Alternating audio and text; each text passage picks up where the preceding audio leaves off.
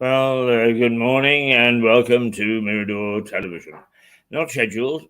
We had planned to wait until December, to January the 9th to get cracking again because we are in the background putting together various things, various new ideas, various new programs, and trying to freshen us up a bit. But Stewart Dalby, who is the watchdog for energy, contacted me and said, Keith, there is just too much going on. And anyway, I've got an interesting guest. So can we please mount a special on a Thursday? And here we are, mounting a special on Thursday. And Stewart will be along at around 9 o'clock.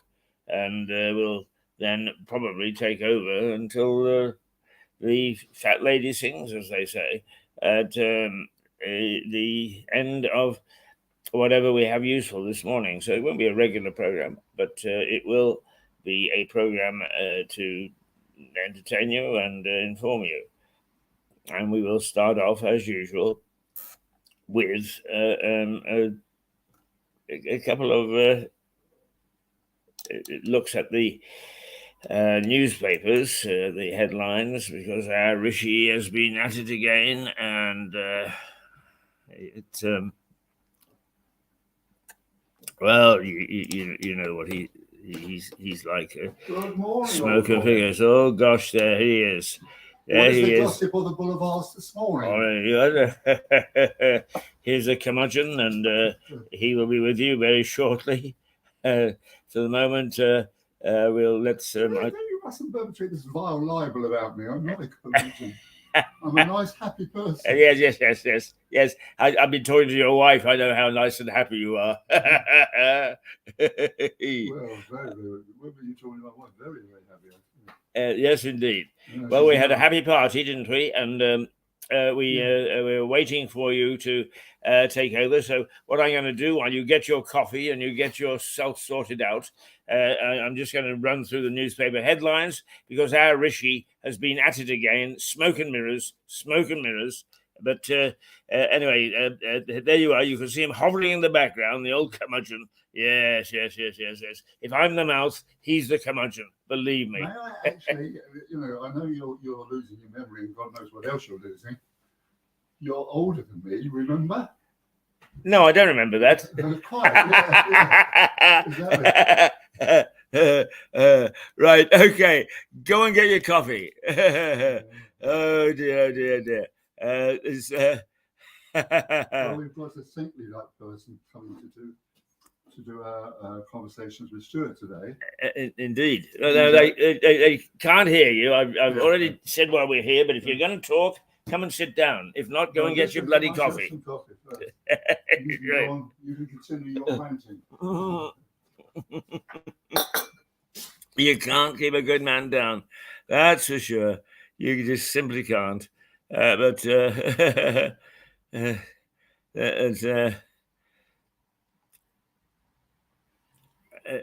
have lots of things here, which I suppose we could show, but no, because he's here, I'm going to launch right into the papers this morning, and because our Rishi has been up to his tricks again.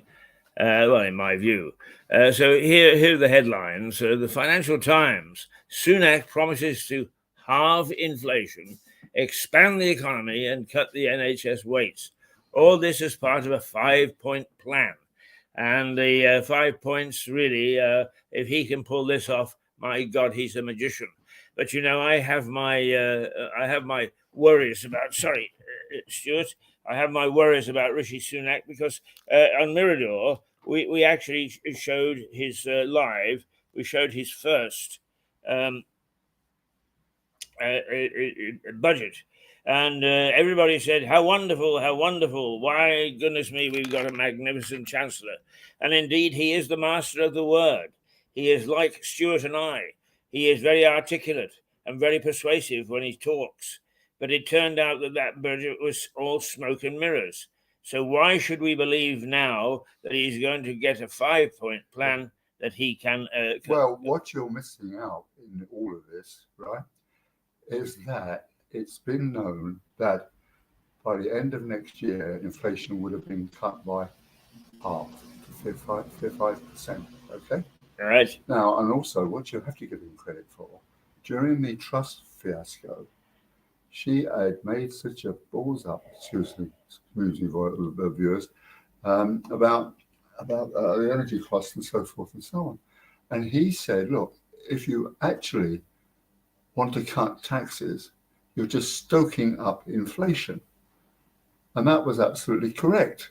So he certainly got his hand on the levers when it comes to that kind of thing. And also, the other thing, what did he actually say? That he's going to increase what's he going to increase our growth rate? Well, according to the Bureau of what is the BR? Budget of BOR. Oh, the budget assembly committee. Yeah. And that reckoned I think the economy will grow by 1%, but that is movement forward, isn't it? Yes, it is, because it's been in recession, hasn't it? But you see, the problem is that I've spoken so many times. The politics is actually being colonised by celebrities. So people don't vote for the Conservative Party; they vote for Boris because he's good on television. And Rishi Sunak doesn't have that kind of charisma, does he? And that's sort of holding. He's a very good orator. I'll give him that, Stewart. When he's up in the House of Commons, whether he was a Chancellor or as Prime Minister, he tells a pretty good tale. Yeah. But then you and I tell a pretty good tale, and I wouldn't trust us with the economy.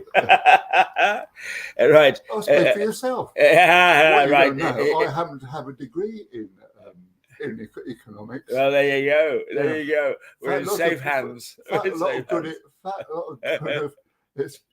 proven for me. That lot of good is good. Well, there you have the temper of Mirador. Is we are full of cynics, but the one cynic thinks one thing, me, and the other cynic thinks the other, and you'll find that we are full of disagreement, absolutely full of disagreement. That's what makes it such fun. Anyway, he says, judge me. Which newspaper is it? The Daily Express, a government supporting newspaper, by the way. Judge me on my pledges to fix Britain. Yeah, but how long do we have to wait? Exactly. Yeah.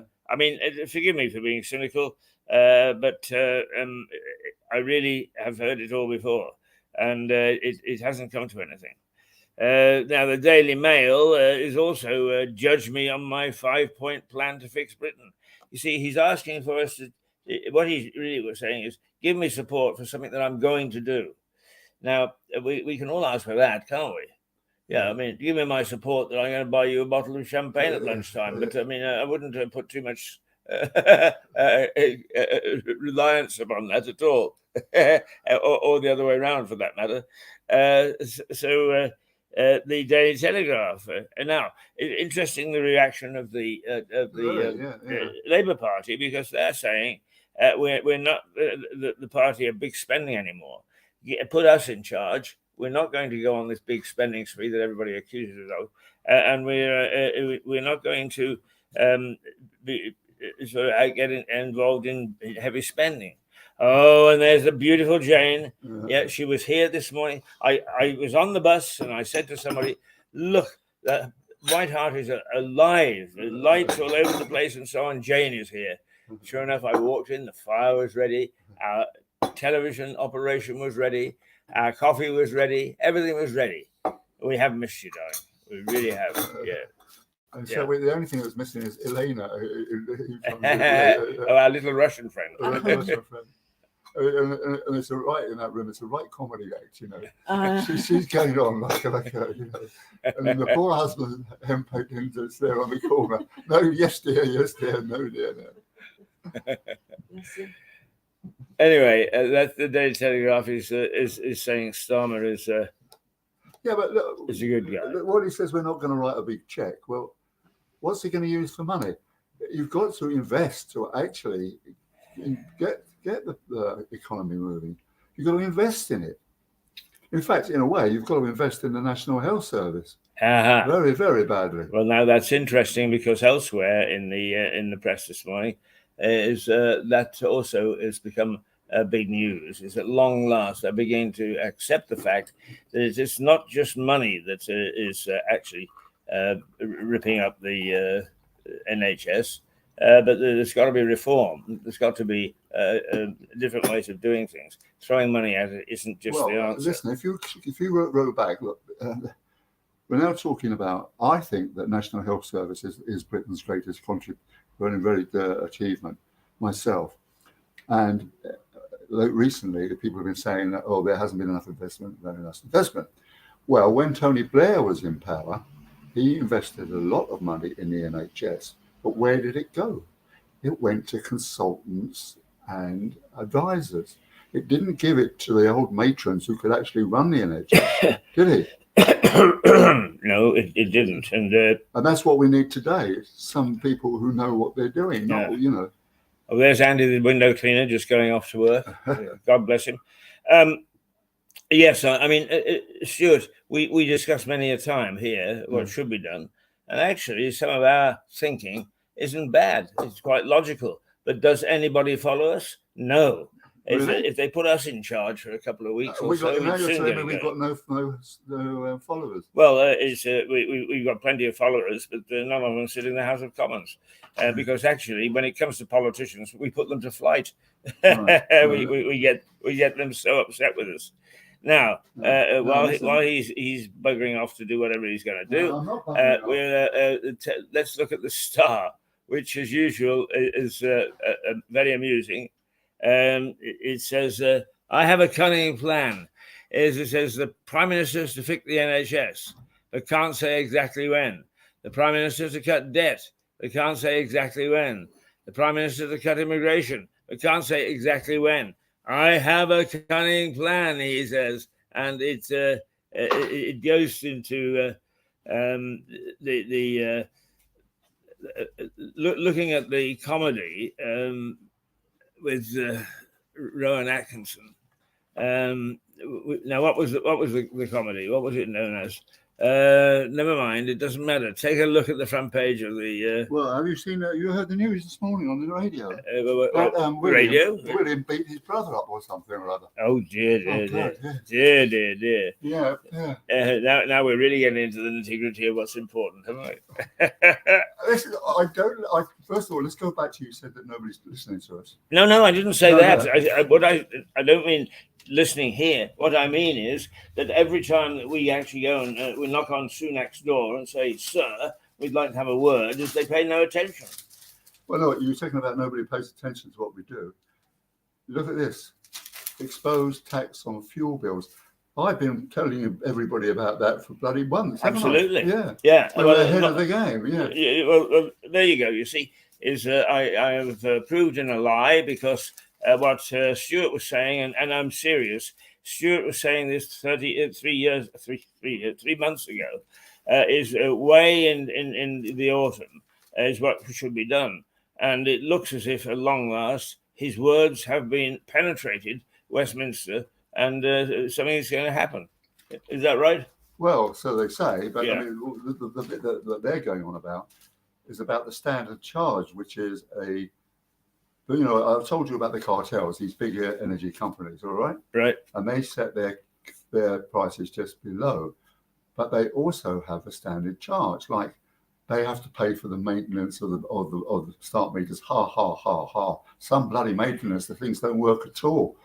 Secondly, all other kinds of things that they load up a standing charge. So it's not just your fuel, the amount of fuel you use, that they're charging you on. They're charging you on just, to actually maintain these smart meters. Now, I've had, just to digress for a second, I had recently, I had a demand from EDF about my bill and so on.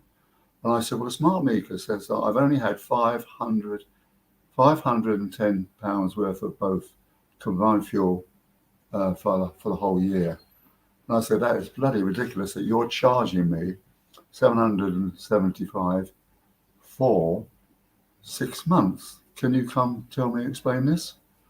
Oh, no. Just look at the bill properly. No. I said, I have a look at the bill. every Sunday, the Sunday Times writes a thing about the Big Six, which includes you, are actually ripping us off.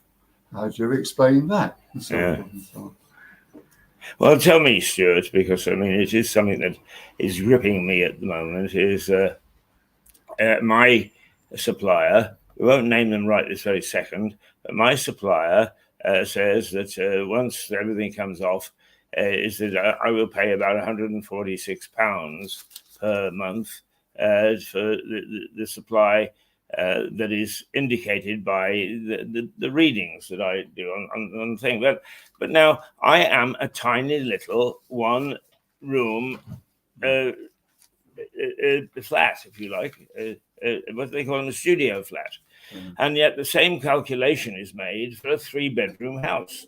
Now, how the hell do they manage to get me as a 3-bedroom house? And believe me, I'm not using excessive. Well, this is another scam that they do. Well, I won't call it a scam. Let's call it a lark. Otherwise, I'll get libeled. The thing is that these companies set their tariffs on estimates, right? British Gas set a target in 2022 of 21, say, of a certain amount. So I suppose in 2022, I go on a 3-month holiday to the Bahamas, then my bill is not going to be quite the same.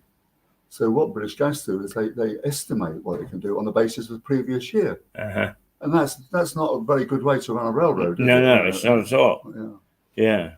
Because eventually it'll catch up with them, will it not? Well, you would have thought so. I mean, I thought they would have been done by now because you remember I wrote that long piece about the British Gas companies, one of the big cartels, right? A big cartel, which is British Gas, E.ON, EDF, Empower, Scottish Power. It used to be SSE, but maybe it's Octopus and Olia now. And they set their tariffs. The regulator used to set the tariffs twice a year, one on October and another one on the 1st of April. Without telling anybody else, the regulator said we are now going to set the target every 3 months. So after the trust fiasco, when we tried to return to the status quo ante, that tariff would probably go up from 250 that she had to 3,500 and something. That didn't happen. But then there was a 3-month thing. Well, it came out to 4,200.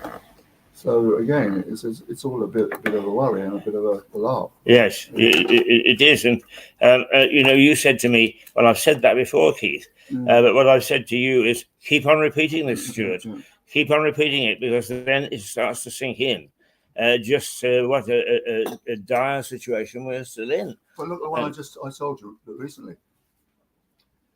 British Gas, as the gas price goes up, mostly through Putin, but around the world, and a British Gas, which is one of the hot cartels, from January the 1st, 2022, having pleaded poverty, right, on January the 1st, 2022, to the end of June, they made a profit of £1.3 billion.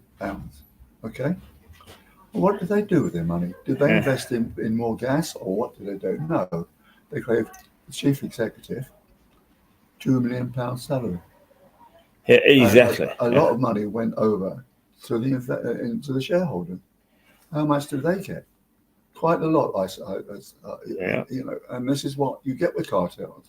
Yeah, you're singing my song. No, you're singing my song. Well, very well. I will join the chorus then, because I believe that the financial industry is doing the same thing. They are actually. Let's give you a bit more space there. They're actually reeking in the profits and at the same time managing to increase interest rates. I mean, I just don't understand. My 5-point plan. Let me tell you now, Rishi. My 5-point plan. I'll give you only 2 of them. Is 1, cut MPs' salaries, including your own, by, as let's say, 25%. We're not going to take it all away from you, but 25%. Make the expenses you get subject to income tax, the way that the rest of us do, and go after the banks to do the same thing. Because, for instance, Lloyd's in 2021 made £6 billion profit. 6 billion. Now, even if you cut half of that and left them to play with 3 billion, I must say that if I got 3 billion to play with, I could do some healthy things, wouldn't you? Look, the banks, for example, what they've done now is liberate the city, haven't they? So the bankers can increase their wages even more, while our nurses and our nurses are only earning a pittance. It is disgraceful. Yes, it is, and it's contrary. We're in trouble. The country is in trouble. Well, this would release all sorts of cash. It would reduce the debt, personal debt, which I think reading on the weekend is personal. There's up to about 12 to 15,000 per household in the country, and we could do a lot to do that. But do you know something?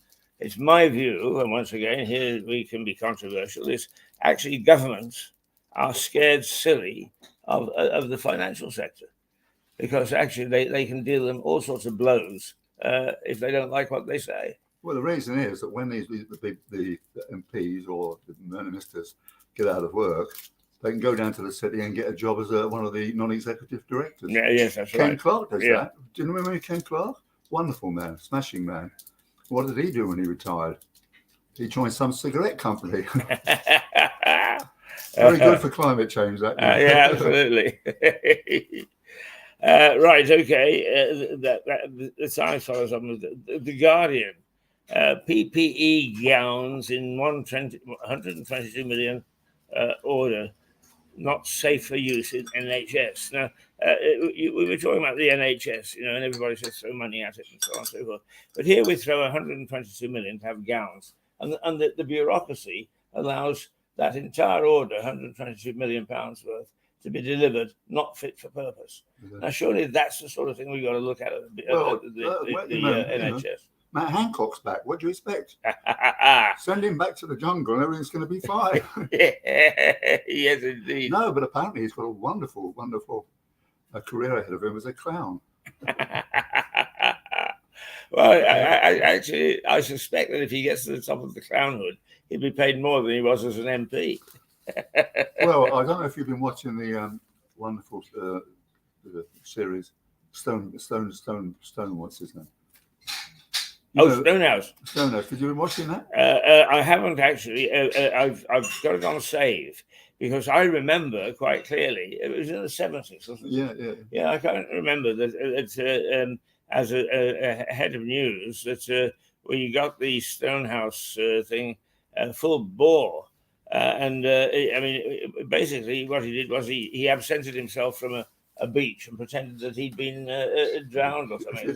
Yeah. And then he went to Australia, and of course Harold Wilson was pacing up and down, and he said, "I never did like the cut of his jib, Betty." Who was Betty? That was Elizabeth. What's it? The Labour minister. Oh, right. The speaker, you mean? No, the one that he had a secretary, right? And Yes.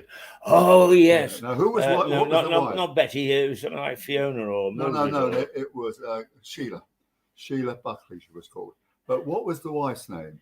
Or what was the minister's name? The lady who became very famous. The Labour minister. Yeah. What was her name? I've forgotten, but it'll come back to me. Yeah. I'm like you. I've got this 30-second or 60-second recall. Whenever you ask me, I can't remember. And then suddenly it'll come into my mind. Yeah. Yes, I know who. I haven't got Alzheimer's. What day is it? Is it Thursday? I don't remember. Anyway, we've got a guest coming quite soon. We have. So we're going through the papers at a nice pace. We're also doing your energy matters so that we can clear the decks for you and your guests to have a jolly good chat. Because this is one of the features that is becoming very popular on Mirador, and that is a conversation with Stewart Dalby. Not an interview, a conversation, because a lot of his guests go back either with him directly or they go through the period which he knows so terribly well when he spent time in both Vietnam and in Northern Ireland. And these are people that share some memories and have some thoughts about what's happening in those areas. So that's coming along. What time's your guest coming? At 10 o'clock? Yeah, 10 o'clock. But another thing, what you say, we do a lot about local people. We speak to councillors. We've had a couple here who have been very, very interesting. And or other kind of issues. Absolutely. I don't want to mention it now, yeah. But I mean, we had Stephen Catlin in not on the air yesterday. Was it yesterday or the day before? Along with Melissa Conti, our New York correspondent, who's in the UK for a few days, and we had one of our really good sessions, and you came in on the end of it. And I was saying that what partly our role is to keep an eye on local politics. We can't do anywhere near the job that we should because we don't have enough people and enough resources. But we do actually make sure that we keep an eye on the local politicians. And there's no question that there are some funny goings on behind the red brick facade of Lewis Town Council, behind the no facade at all of what now is in Eastbourne, at Lewis District Council. And as for the county, well, we can't really, that is a sprawling authority. And we have to look at the odd thing that we know. But you've got to remember that the evidence against them is amazing. I mean, I told this one before, but 2019, I went to a sustainability meeting. Yeah. And they said, we're going to have carbon zero emissions by 2030. So I said, the Green Party said this, right? They were in charge. And I said, well, how are you going to do that? And I know a little bit about renewable energy, don't I? And they said, we're going to plant electric charging points and lay trees. Fast forward to about 6 months ago, and the council did an update. How many public charging points are there here? 7. That's efficiency for you, isn't it? Yeah, it's disgraceful. Yes. Mind you, there is also another small article in the paper this morning that says, the thrill and belief in the electric car has been largely misplaced. That in fact, now the bottom is dropping out of the market. Is it Tesla having problems selling their cars? And also this very problem that you mentioned is beginning to make people who own them have a hell of a time when they want to go out and drive. This is very interesting. My website, Green Barrel, where our aim is to invest in renewable energy companies. And I discovered a company, Cornwall, for example, 40% second owners, third poorest county in the whole country. And the unemployment is enormous because there's no industry anymore since the tin works, etc. And I discovered that there was a company which was dormant called Cornish Lithium. Okay, that's it. And I put it up on my website, and it's all about it, how Cornish lithium can actually revive the Cornish economy. Unfortunately, we got an awful lot of hits and so forth and so on. So lithium is going to be the saviour of the economic of Cornwall. But one of the problems you've got with lithium as a battery is that it hasn't got the density. So it can't go that far in one whack. So you've got to have charging points. And that doesn't seem to be working. It doesn't indeed. There are a lot of private ones. You can some towns, I don't know about Lewis, because I don't drive these days, but in the long run, it was the government that said we will provide all these things, and they haven't. But are we surprised? No, we're not surprised. And there was another one called Clean Technology Lithium. It was really good. But let me tell you why I'm against them. I prefer the idea of hydrogen cars. See the density of and so you're reliant on these batteries, really lithium batteries and so on. Well, in the hydrogen is a very different situation. Now, as you know, we've got a home in Shetland Islands, and go up there quite a lot. And on the Shetland Islands is a small industrial estate, very small, with 2 wind farms. Yeah, and he uses the energy he gets from the wind farms, puts it through an electrolyzer to get rid of the all the things, and just to have that hydrogen left. And he puts the hydrogen in cylinders. Okay. Mm-hmm. And he has a car. And he said, "Would you like to drive it?" And I said, "I'd love to." I said, "How far would it get me?" He said, "It'll get you down to Lerwick, which is 50 miles away." And I said, "How do I get back?" And he said, "That's the problem." Because there are no hydrogen cars, because there's no filling stations. And how long did it take to refuel a hydrogen car? About 3 minutes. Ah, that's not too bad. No, hang on a sec. No, but the thing is that with hydrogen cars, right? Yeah. They haven't been around because there's no filling stations. There's no filling stations. It's chicken and egg. No filling stations because no hydrogen cars. No hydrogen cars because there's no filling stations. Right, so that's catch 22. Yeah. Tell me, Stewart, I can remember as a fairly little boy that there would be the odd car. I mean, it wasn't the only odd car, and of course there weren't as many cars on the road, but would have what would appear to be a stovepipe on its roof. And when I said to one of my very knowledgeable 8 or 9 year old friends, "What's that all about?" They would say, "Oh, well, that car runs on gas." What were they? Is there any sort of gas fuel cars in those days? I don't know. I have no idea. Presumably, I mean, gas is an energy supply, isn't it? Yeah. I mean, I always found it sort of. Did we actually find the answer 50, 60 years ago and then sort of toss it into the bin? Yeah. Keith, I don't want to worry you, but are we getting quite nearly time we ought to be contacting Jerry? What time are you? It's 9 o'clock. Is it? Yeah. Good blimey. You're going to talk to him at 10? Yeah, oh, blimey. I didn't realise. No, we've got plenty to talk about, my boy. Plenty to talk about. Don't worry. Yes. Now I'm your boy. I was your old boy. Yeah. So I mean, you know, when you're being the curmudgeon, then I disassociate myself. But when you're being a decent sort of chap. This is an identity exercise. You're the old curmudgeon. And you thought you were going to miss Max. Oh, I can give you a rub. Now, listen, I want a couple of opinions from you on this. The NHS is sending patients to hotels to ease bed blocking. That's according to the Eye. Now, if that's the case, what's your view of that as an emergency situation? I just hope the egg and bacon's all right. No, look, it is. It is an absolute. It all goes back. I'm convinced, and I've mentioned this many times before. One of the things, as I happen to know Boris, you know, and I told you all that.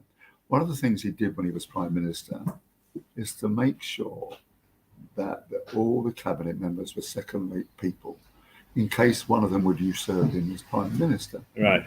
That means now we are left with a cabinet, and none of them is fit to run this country. No, none of them is fit to run this country, and that's really the first time that's happened, because usually, like America, cometh the hour, cometh the man. You know, yes. But the man or the woman is not cometh in. Cometh 13, is it? Yeah. No, right. Yeah. I mean, I absolutely agree with you. But with the just on this bed blocking, is people that use the word hotels. But you see some of these hotels that have been converted to, for the homeless and so on and so forth. I wouldn't want to live in them, would you? Huh? Would you? Would you like to live in some of these hotels that have been converted to? They're really holes in the walls, many of them, and not. We're not talking about turning the ground into, or even turning this hotel. into a refuge for some of the less fortunate in society. So I wonder if this hotel suite bed blocking is so is it ho hum? Well, it's nice for the hospitality industry, isn't it? I suppose they're getting paid for it. You're quite right. The Mirror. Our lovely dad died waiting for an ambulance. Well, they keep on about this, about people dying. I do think that that's a bit of journalism because quite often what they'll do is they will pick on somebody who died on the way to hospital or died, but there's no evidence that necessarily they died because they were waiting for an ambulance. Well, I really don't know. I see the whole situation we're in is very, very, very strange. I mean, first of all, the railway people go on a strike. Well, apparently some of these drivers get 75,000 a bloody year. Well, forget that lot. Then you got the situation we're in. We can't post a blooming letter. We can't get on a train. We can't get on a bus. We can't go to school. Not that you or I want to. No. Or we can't go to the hospital. Oh, the only place we can do is to come here to the pub. Exactly. Yeah. And thank God the lifeline to the pub has not been severed. But I suppose really that if the ambulance service is not tickety-boo, which apparently it's not, everybody doesn't want the army to run it. There's got to be some sort of a vacuum that is not being filled. Well, the army's a very efficient outfit, you know. They are, but they could step in, I would have thought. Yeah. I mean, when the suggestion is made, even the top army brass said, this isn't what the army is supposed to be doing. Although in the past, very usefully, the army has been used, hasn't it? It has, Yeah. Right, the Sun. Virgin Mary gives birth in Peterborough. Oh, I've only just discovered that one. And one of his names is Joseph. Oh, I think we got to look at that, Stewart. The Sun reports on an unlikely coincidence that took place on Christmas Day in Peterborough. Lauren Conte, who was pregnant at the time, dressed up as the Virgin Mary to inspire her family. But her baby arrived early and she went into labor at her parents' home whilst wearing the costume of being the Virgin Mary. Does that story turn you on? No, because I think it's made up, you know. Yeah. Probably. Listen, she said to her boyfriend, we can make a bit of money out of this. Yes. Sending I'm a virgin. Yeah. And he says, well, are you sure about this? Weren't we doing it the other night? Yeah, you're quite right. Making money by being on the front page of the Sun, as opposed to having a fine pair of tits and making it on page 3. So the answer to the Sun used to be Piers Morgan, go and save our little cotton socks. If you trust him, you trust anybody. Right. Well, that's a broad view of what the main papers are saying. It worries me a little bit that we are paying so much attention to a prime minister who's saying this is what I am going to do. Now, as you said, there is some indications for some of the things that he said that he can actually pull off. Yeah. But I mean, to me, the way that he's expressed it, these 5 options that he's got is if one fails, the others will fail. In other words, they're sort of tied to one another. So he's really got to make sure that they all come through at the same time, isn't he? Well, yeah, but that's not likely, is it? Oh, well, I don't know, is it? Well, it depends how you spend the money, doesn't it? I mean, old Keir Starmer said, we're not going to sign a blank check. Well, you might not have a blank check to sign, for God's sake, you know. And also, we're just deciding where it should go. I would personally say that the ambulances and the hospitals are top of the list when it comes to the handouts. So if you like to call them handouts, let's say investment. I would say, you know, I don't think we need to invest in the trains anymore, do we? And we don't need to invest in the buses. The bus service here is rather good. When there's a driver comes along to drive it, and that kind of thing. Actually, I think the bus service here is very impressive. Which makes me absolutely love it. Now that they've deregulated the city, and these bankers could start paying them far, far more than they should get, when the nurses and the drivers are getting a pittance. I think it is a disgrace. Well, that probably is, you know, the Thatcher era was to get us out of the grip of a very, very strong left-wing policy. But I think that it's now swung to the other way, that we're in if you want to say right-wing, but open markets. Open markets can't be allowed to just go on uncontrolled, can they? Well, I would have thought so, but you see, these are conservative people. They're inbred capitalists. I mean, they're awful. Yeah. Jeremy Paxman, an old friend of mine, as you know, he used to call these conservatives. What was it called? These conservative freaks in the countryside. I call them backwooders. They're the equivalent of rednecks in America. Yes, but actually, having said that, I can remember it's many decades ago when I was at university, and I took medieval Latin. That was the university's invented. Only just. I took medieval Latin, and I remember the old professor, who was a very phlegmatic type of guy, the sort of guy that you actually trusted. But he said, we were looking at some piece of text from the 400s or so, and he said, the very nature of people who are farmers is that they are close to the earth and therefore naturally conservative. Yeah. And I think that, for instance, I understand that the voting pattern in Lewis is that the town, being university inspired and so on and so forth, and fairly liberal, votes one way, and the district, which is the farming community, votes the other. And that's why it's always on a knife edge. Well, I was talking to somebody from Seaford yesterday about something I can't understand about housing and all the rest of it. And I said, people tell me that it's because you all vote Conservative, the Liberal can't get in. And they were saying, well, that's absolutely not true, because there's quite a good class. Well, I talked to my Liberal Democrat friends, and they said, yes, it's the villagers basically out there, the old boys who yes.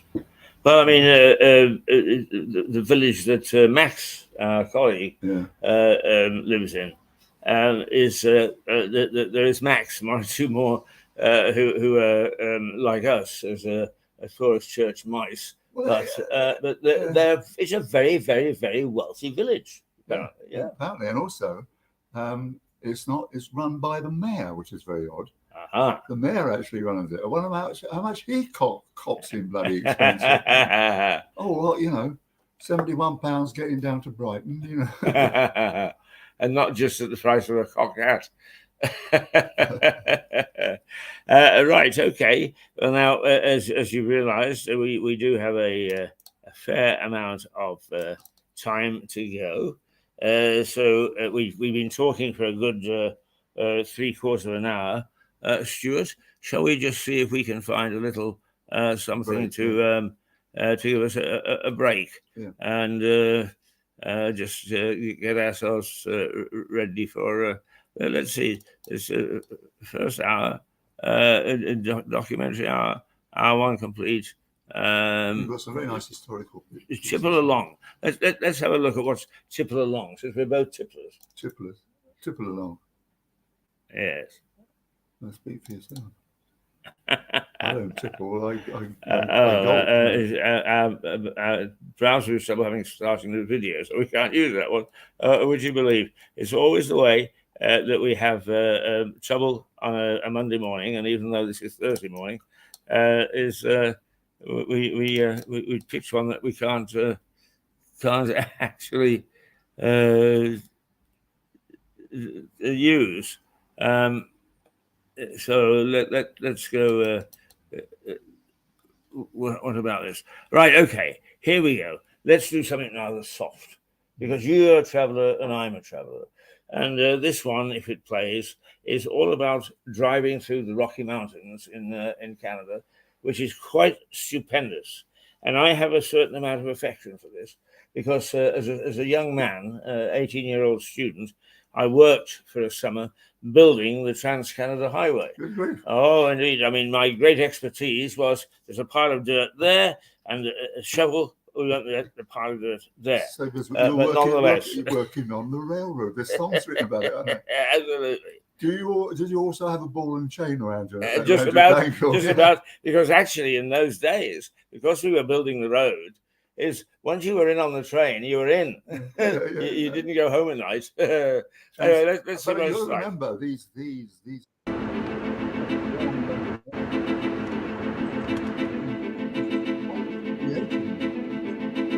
Yeah, there we go. Here it is.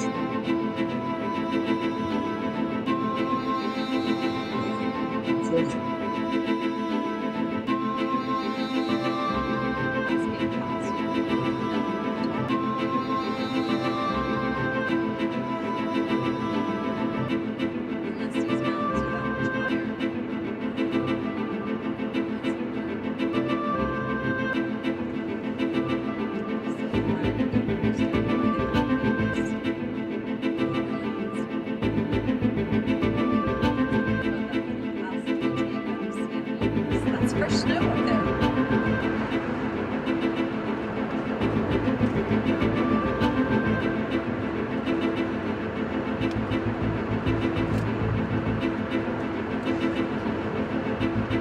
It's clean dusting of snow.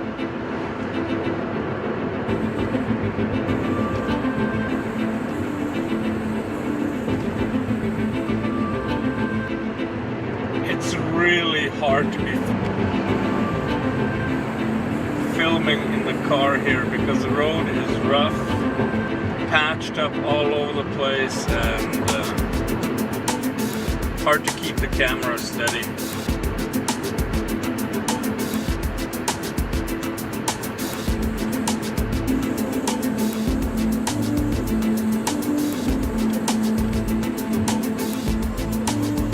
Now that is a rugged mountain range. The nice thing about being behind the big trucks is that that's all you get to back in the big truck. That's why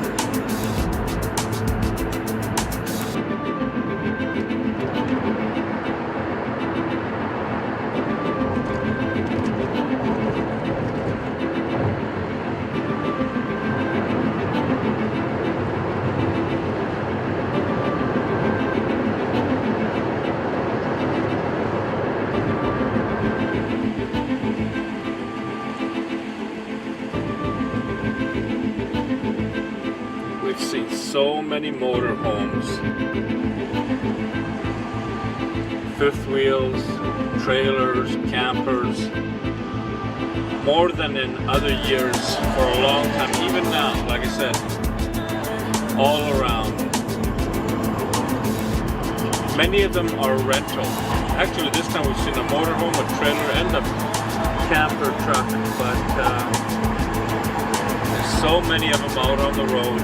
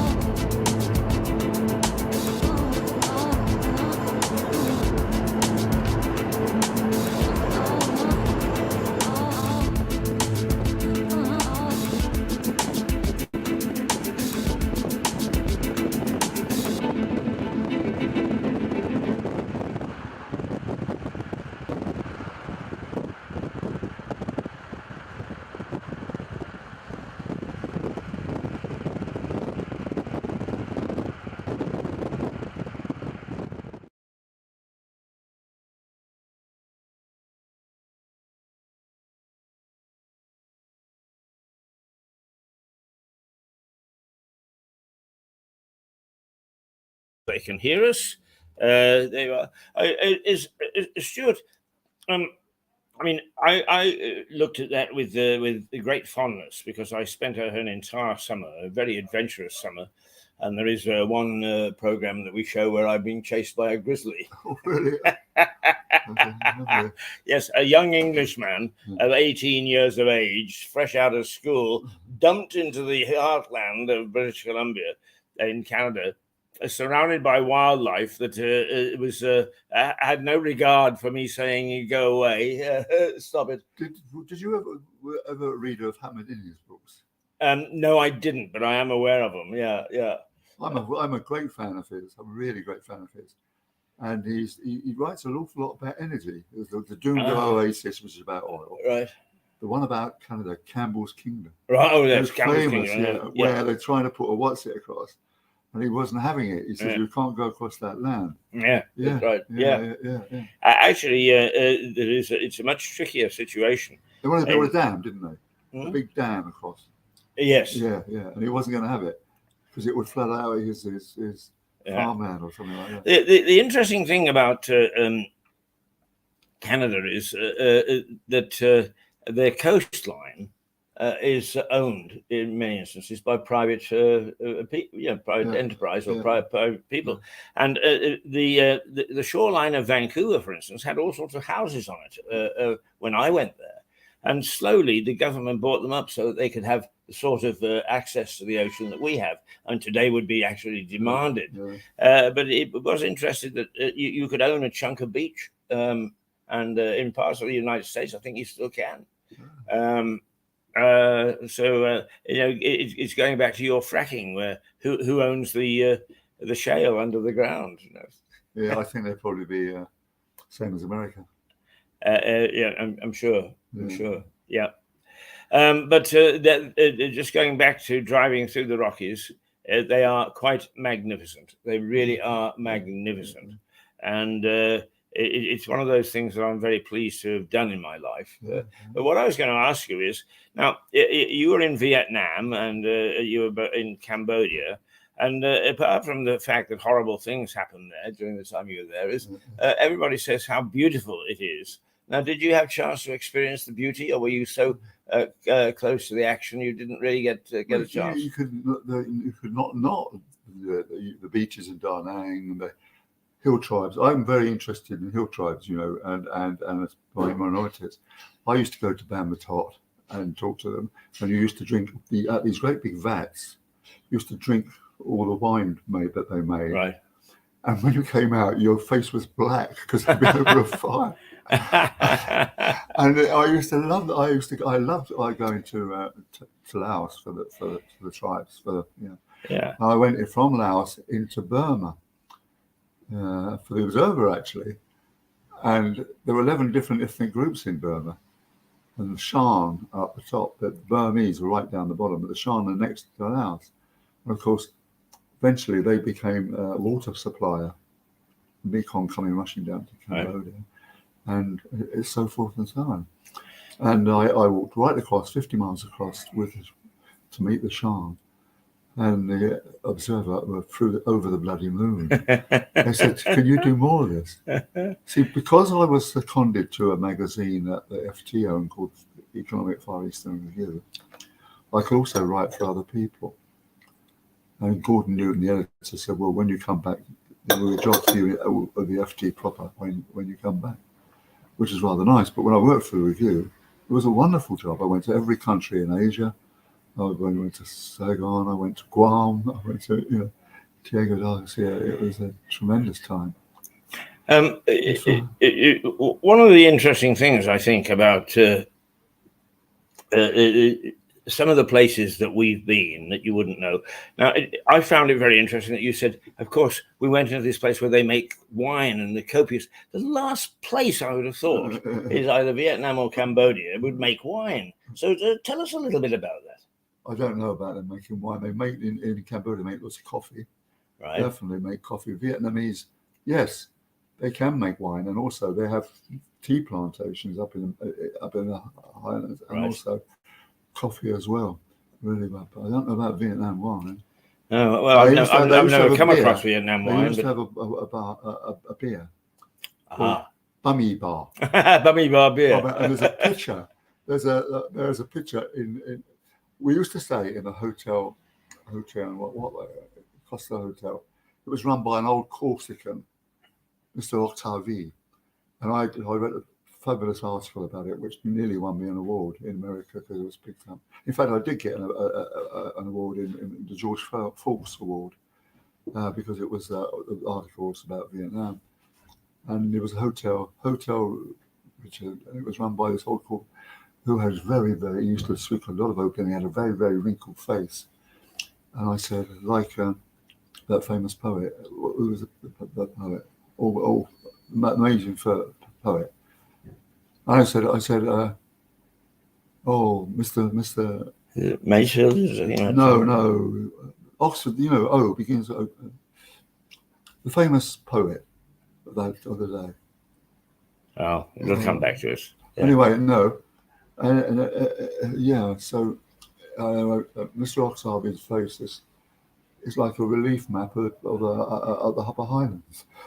It was all wrinkled, And anyway, he used to say, hotel is an hotel of premier hotel. It wasn't. It was a bloody brothel. Just up my street, yeah. Yes. Well, actually, some of the best brothels in the world have been disguised, haven't they? Orphan, what was his name? The guy who used to go, Orwell. No, not. George, you mean? No, not well, George. they know that Graham Greene was the great Vietnam person. Yeah. Because his book, actually, the Quiet American, I think is his masterpiece. Oh yes, The Quiet American. Yes. See, the point I'm trying to remember who played the part in the movie. First time around, it was Audie Murphy, and then Michael Caine had a go. Oh, was it? Yes. Yeah.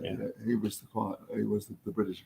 Yeah. You see, I think that the American war with Vietnam started because Eisenhower and Dulles were God botherers. They were terrified that the godless China would sweep through right Southeast Asia, and they couldn't have that. They couldn't have the God taken over. In fact, it never happened. But Graham Greene had the most amazing metaphor for it. He said, there was the guy Pye was a social worker, wasn't he? That kind of thing. He said, I never knew anybody who had such good reasons for all the damage that he caused. And that is actually explains bloody Vietnam. Yeah. The Vietnam War, anyway. French War is different. You mentioned Burma, and we like to dig up little stories that associate perhaps you and some of the places that you've been. I've never been to Burma. However, there is a wonderful story about the disappearing Spitfires of Burma. You know that story? No, I do, but there Yeah. are some interesting. I'll tell you, I went in there. I got in there. It was very difficult to get in there in those days because you wouldn't let anyone in. And anyway, I managed to get a visa, and we went to the Hotel Strand. And Burma, or there wasn't what was the Burma in those days? I can't remember.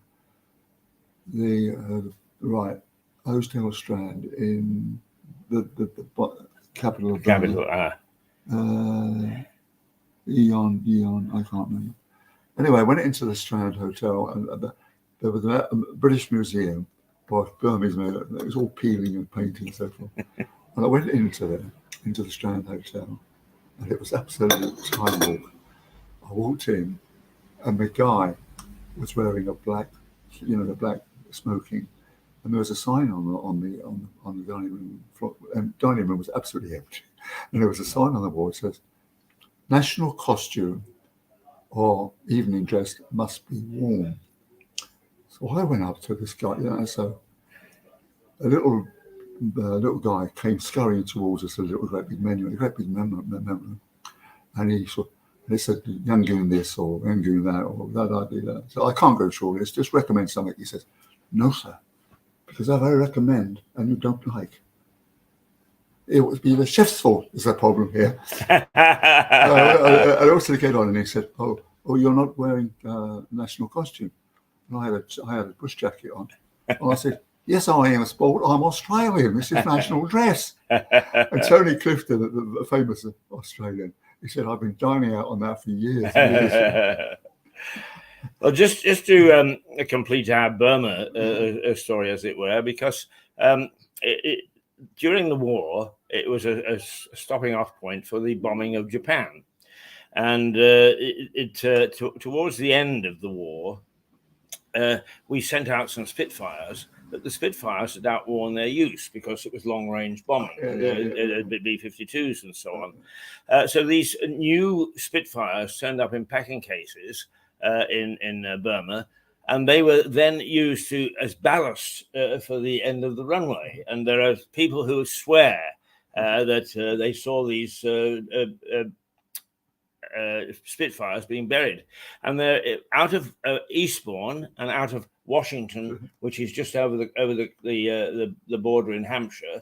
Is that two sets of people set out to try and discover these things, and they still have not found them, even though people swear that these new Spitfires in their packing cases are still buried, which they were buried as ballast to support the B-52s. But I mean, but Burma was the ultimate time warp, and.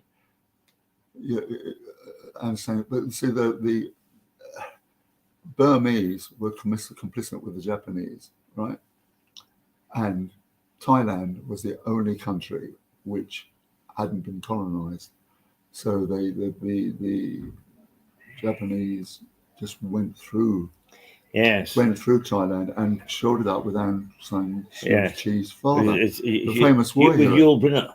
Huh? With Yul Brynner. No, that was the King of Siam. That was Siam. That's a different story. But Siam was Thailand. Was it not? Yeah. You're in the wrong country, mate. We're back. We're in Burma at the moment. Oh dear. Now, Yul Brynner, I'll never forgive you. Her father was a famous war hero. His name was Aung San. Right. And he while all the other countries, Malaysia and Singapore and so forth, were under siege by the Japanese, Burma was fine. Just carried on. But it's never had any money, and it was, and it was terrible. And to go there when I did there, it was just extraordinary. Yeah. Because my fixer was different.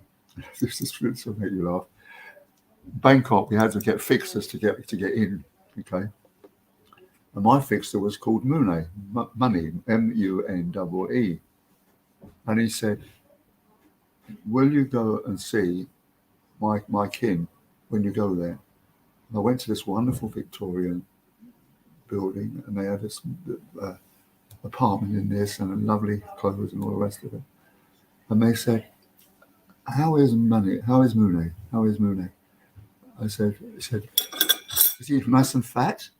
And I said, no, I wouldn't say he was fat. I wouldn't say he's fat at all. No. But are you sure he hasn't put on weight? No, absolutely. No. I didn't realise that being thin was a Buddhist virtue. I said, and when he got out, he said. Now, coming up, we've got a very important conversation with Stewart Dalby. Tell us about who you've got in this morning, Stewart. Well, my guest this morning is Jerry Johns, or the sainted Jerry Johns, as I call him, because he's actually published my books. Right. And we have a long friendship together, and we met through he's had a very interesting life, so have I. And the reason we got together is friend of a friend met and another friend who Jerry. Okay. So Jerry was running a newspaper or a sheet, if you like, about the museum in Polperro. Okay. So this little sheet, little newspaper, if you like, was called Polperro Heritage Press, right? And he gave to that, and he had a local paper, in other words, and he made friends with a guy called Roger Matthews, who was a friend of Barney Smith, who was a friend of mine. Right. And as Jerry began to expand and move out of Polperro, if you like, he now lives in Worcester, and he started publishing books and so forth and so on. Very, very. He's become a very interesting man and doing very well in his chosen field. Yeah, well, actually, when it came to it, he didn't want to do novels, but I gave him my Rathlin Island, and he said, I got published this because the way you described Dublin really made me tingle. And, now he's publishing quite soon, fingers crossed, my biography. Incidentally, Mr. Modest here has written a fascinating novel based on his time in Northern Ireland called The Friends of Rathlin Island. It is still available on Amazon, I believe. And those of you who enjoy a cracking good read and like a touch of history in it, get hold of it. It is the Friends of Rathlin Island by one Stewart Dalby. Yeah. Is that correct? Yes. Absolutely. So there you are. Right. Now we've got a few minutes before we actually summon up our guest. So what I think we will do is we've been talking about places afar. Let's like Lewis for a little while, shall we?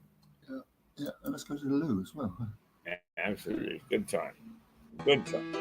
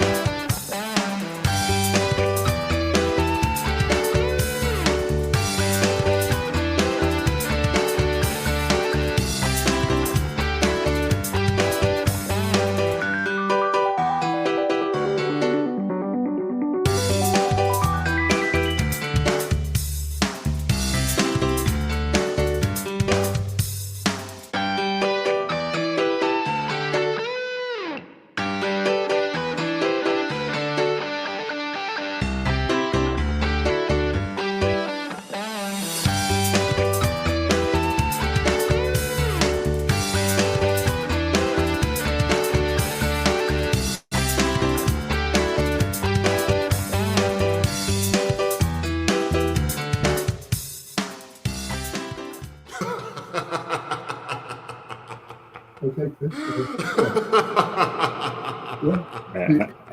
Can you write it down?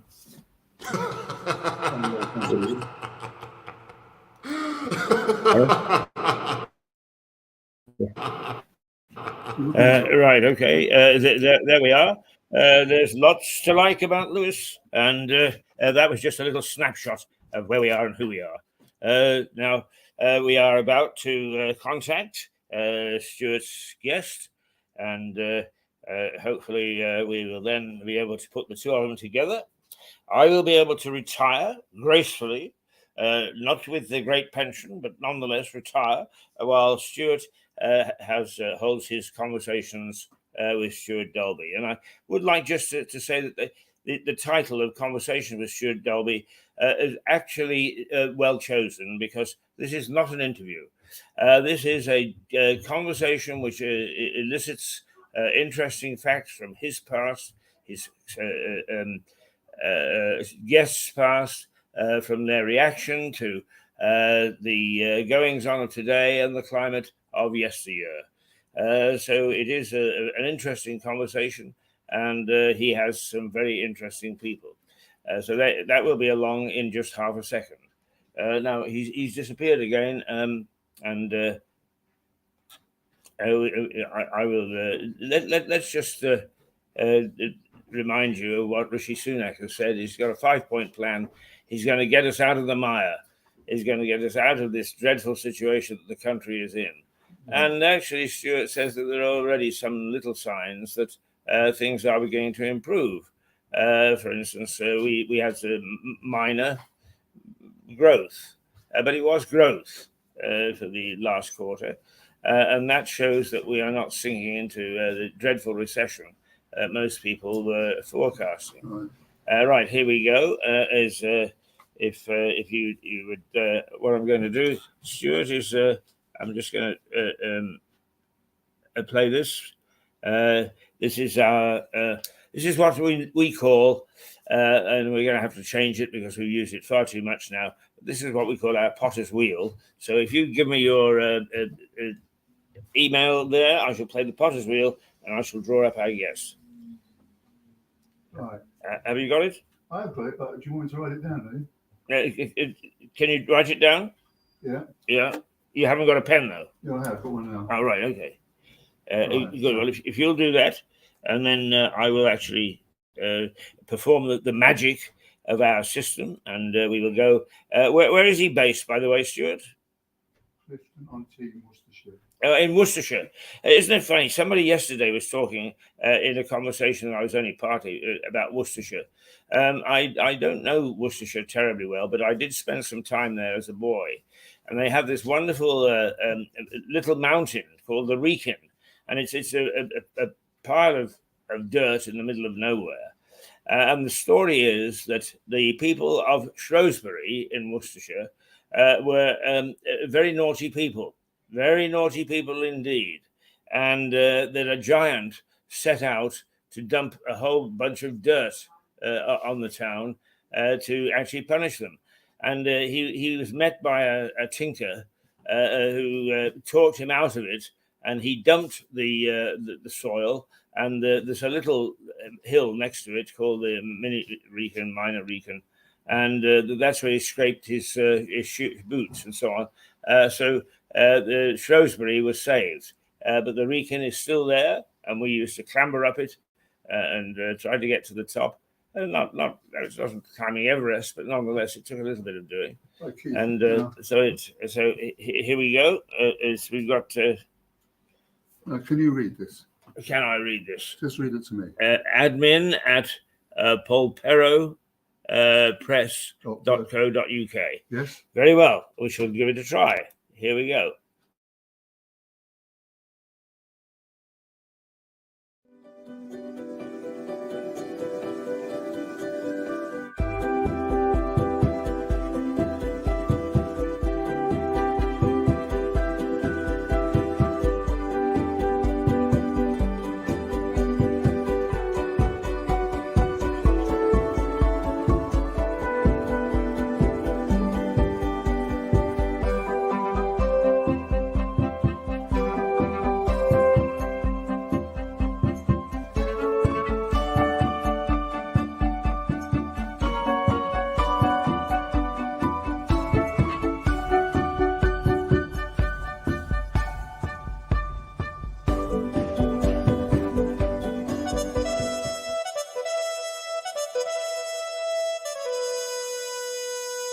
Well,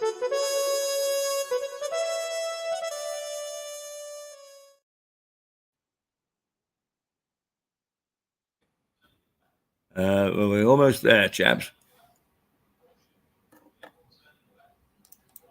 Give us a moment or two more. Oh dear, that's not working.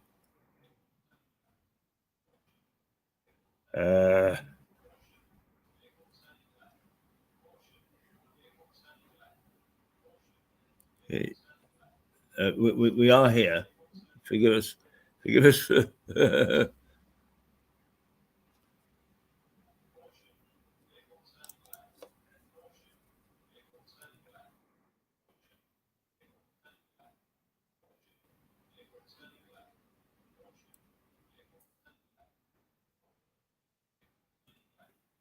Now, hopefully, you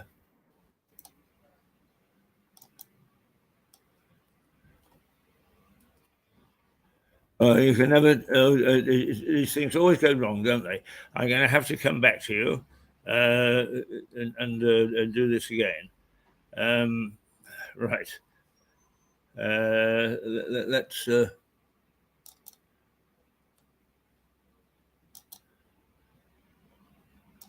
There we go. I'm sorry about that, leaving you to your own devices for a moment or two. We are trying hard to get hold of our guests, and it takes a little bit of time. So let's see if we got something else that we can just play for you while we're doing that. I suppose that we've got a ton of stuff, but we hadn't anticipated using it this morning. So we'll have a little crack at things. Let's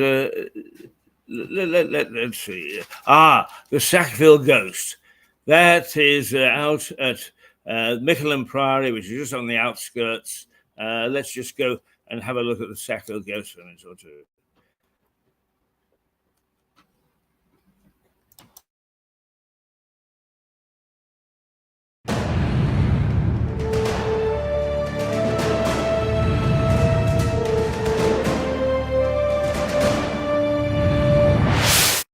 Mickleham Priory is near Lewes.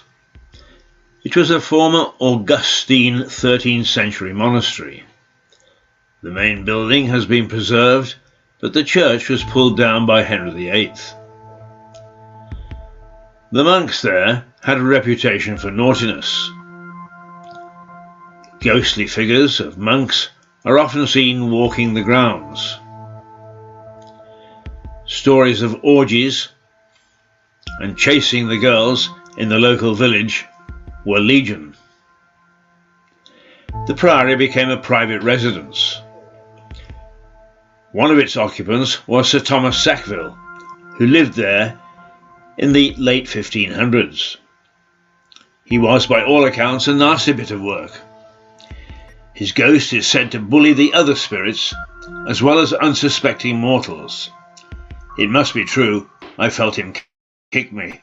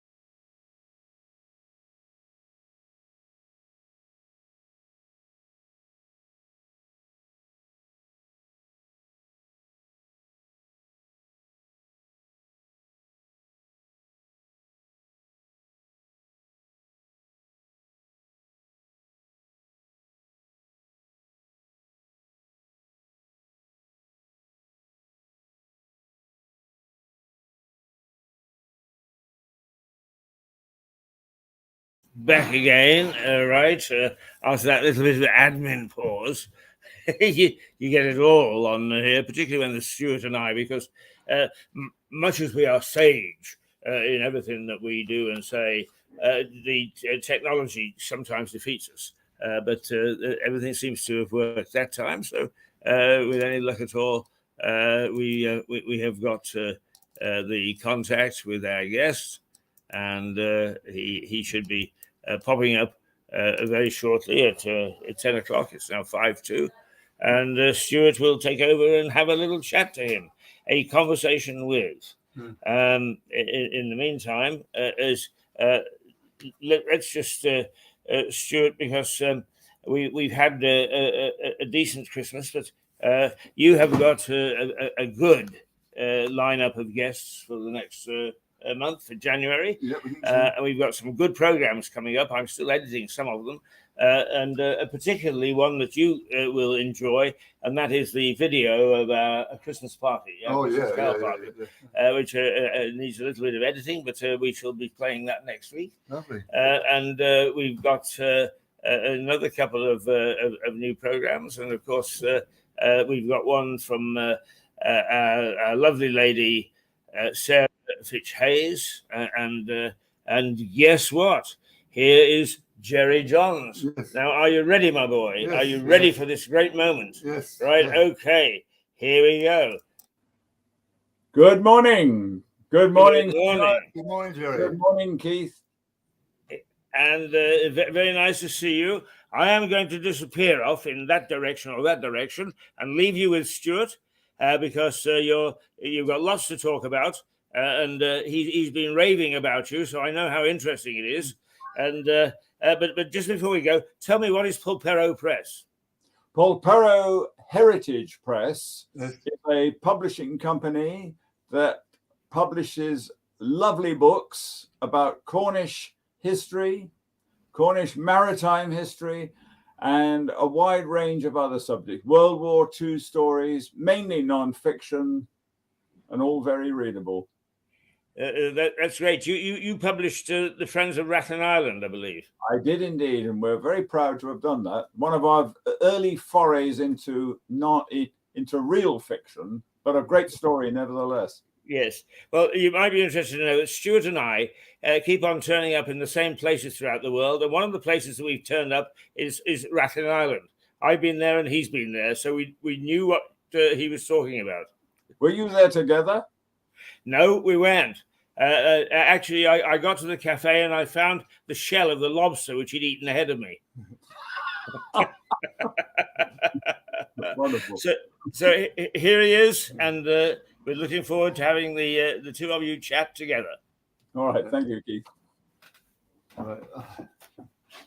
Hi, Jerry. So we meet again. Good morning, Stewart. Yes. Yeah, hi. I said my guest today is the saintly Jerry Johns, because of all the goodness he does, namely publish my books. I'm very proud to be your publisher. I'm very proud. I'm very, very pleased that you are my publisher. Anyway, look, let's go right back to the beginning. I think we got to know one another through a friend of a friend of a friend. For example, your good friend was Roger Matthews. Indeed. Roger Matthews was a friend of Barney Smith. Barney was a friend of me, and therefore I got the introduction to you. And I think we were sort of messing around, and then finally you went to Barney's house and looked at the book and sort of went through it and said, yes, I'll publish this. Yeah? Yes, I think that's. I can't quite remember the genesis of it, but that sounds roughly. Yeah. So, all right, let's start at the beginning, Jerry. Were you born in Cornwall? No, I wasn't. Sadly, I was born in Somerset, but that was during the war, and my father was in the RAF at the time. So the family were moving around from one RAF base to another. Yeah, snap. My father was in the RAF. Was he? Was he on fighters or bombers? I think he was a bomber at the back, you know. Like And actually, in fact, my dear father, abandoned me before I was even born. oh, My mother told me he'd gone off to war. Well, he hadn't, as a matter of fact. But anyway, I'm another sorry. story. No, so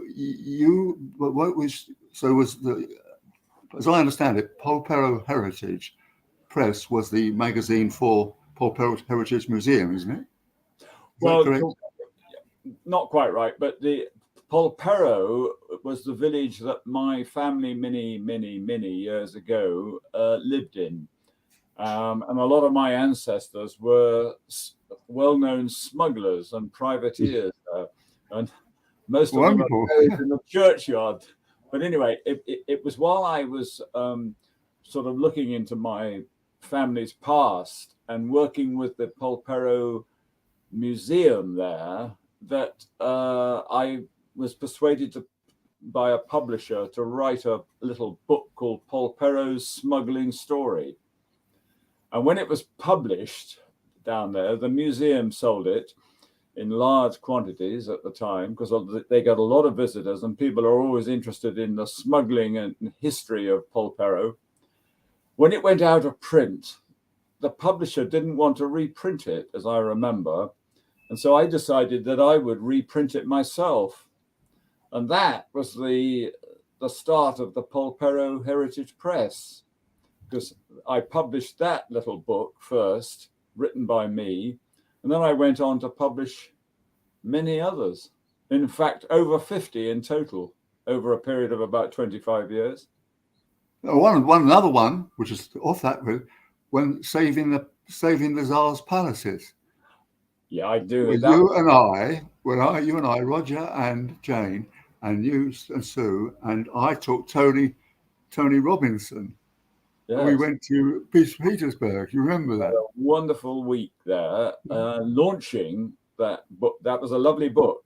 I've still got it. I've still got it on my shelf, and I've still got all your books. I've got the banker's book, yes, which I pass around to friends. It's great. So so you became a sort of mainstream publisher over the years. Yes, I mean, and it's taken me to some wonderful places. And St. Petersburg, that I just remember vividly that we had the launch of it in the British Embassy there. Yeah. Well, the consulate, because the embassy was in Moscow, and it was wonderful because what had happened to the very viewers that during Peter the Great, he went to Paris, bought all the wonderful Monets and Cézannes and all those other things. So wonderful museums in St. Petersburg, aren't they? With these wonderful paintings from the Impressionists in France. Yes. Well, not only the museums, but the palaces as well, Stewart. I just remember we were taken round to every one of those Tsar's palaces that have been beautifully restored after the war. I mean, it was unbelievable what they managed to do to restore them. They were destroyed by the Germans. Yeah, and it was also funny thing. The Summer Palace was only about 100 yards from the Winter Palace. And we used to talk about what effect the weather has on both. Well, it was pretty chilly. It was a wonderful outing for all of us because Tony speaks Russian, of course. So yes. Well, we drank a lot of vodka that week. Sorry? We drank a lot of vodka that week. Absolutely. Yeah, we did. Yeah, all of us. Yeah, it was very, very wonderful. Anyway, so how many books have you published now as your career's gone on? Do you know? I can't remember exactly, but it's around about the 50 mark. I think, in fact, if you take different editions of books that I published, it is over 50.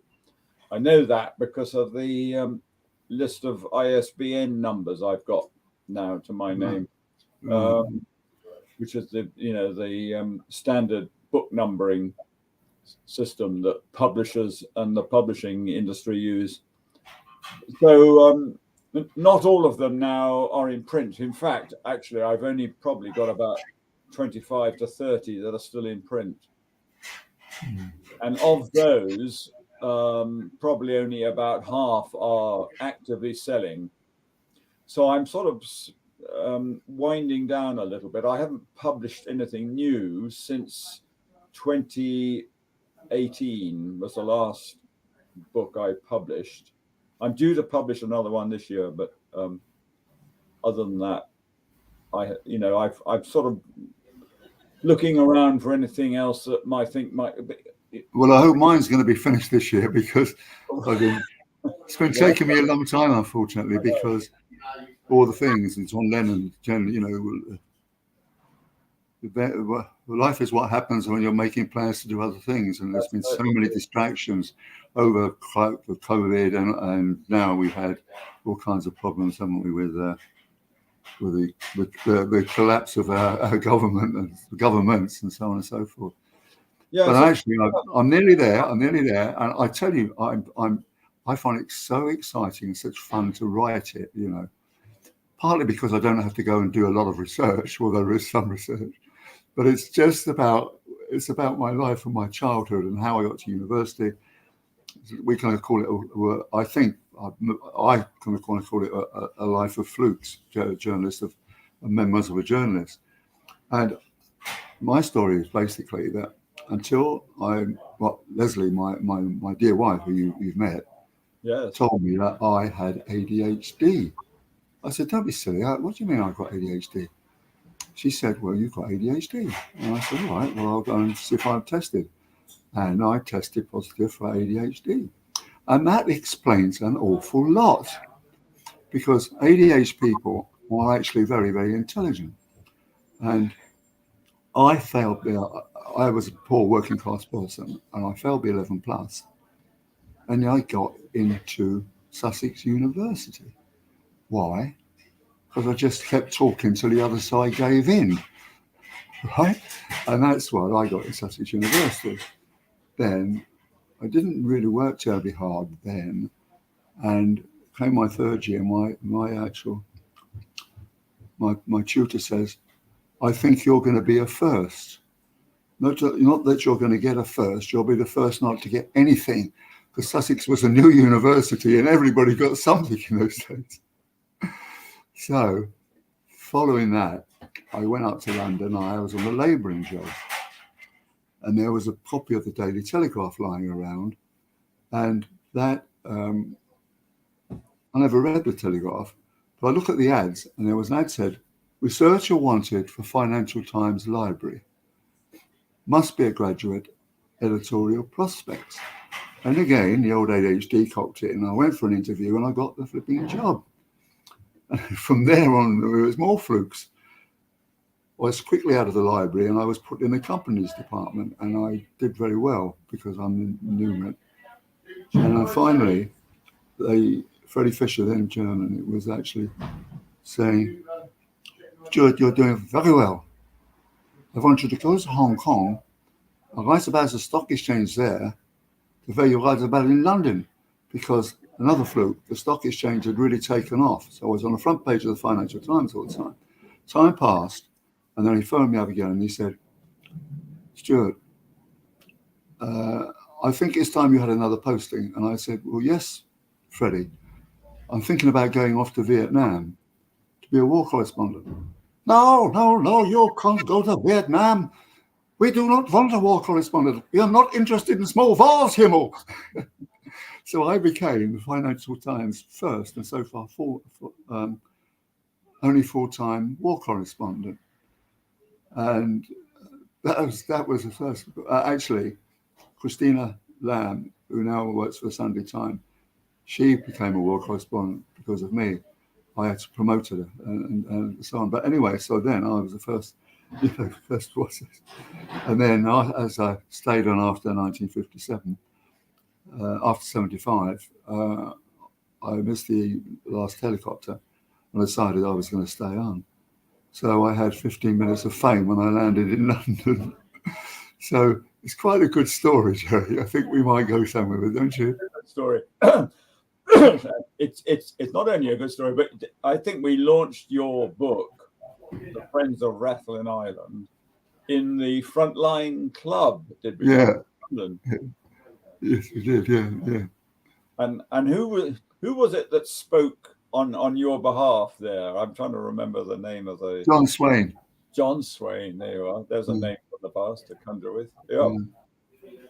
Yeah. So that was another good launch we had. I remember all these book launches, you see, because as a rule, publishers don't like book launches because they cost a lot of money and don't sell many books. But on those occasions that I remember, that we at least we had a lot of fun.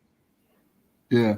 Well, now it's very expensive to do a book launch at the Frontline Club, but I think they have been doing book launches for various people like Michael Holman, and we might be able to persuade them to do one for me, because an awful lot of my memoir is about the Financial Times and the early days on the Financial Times.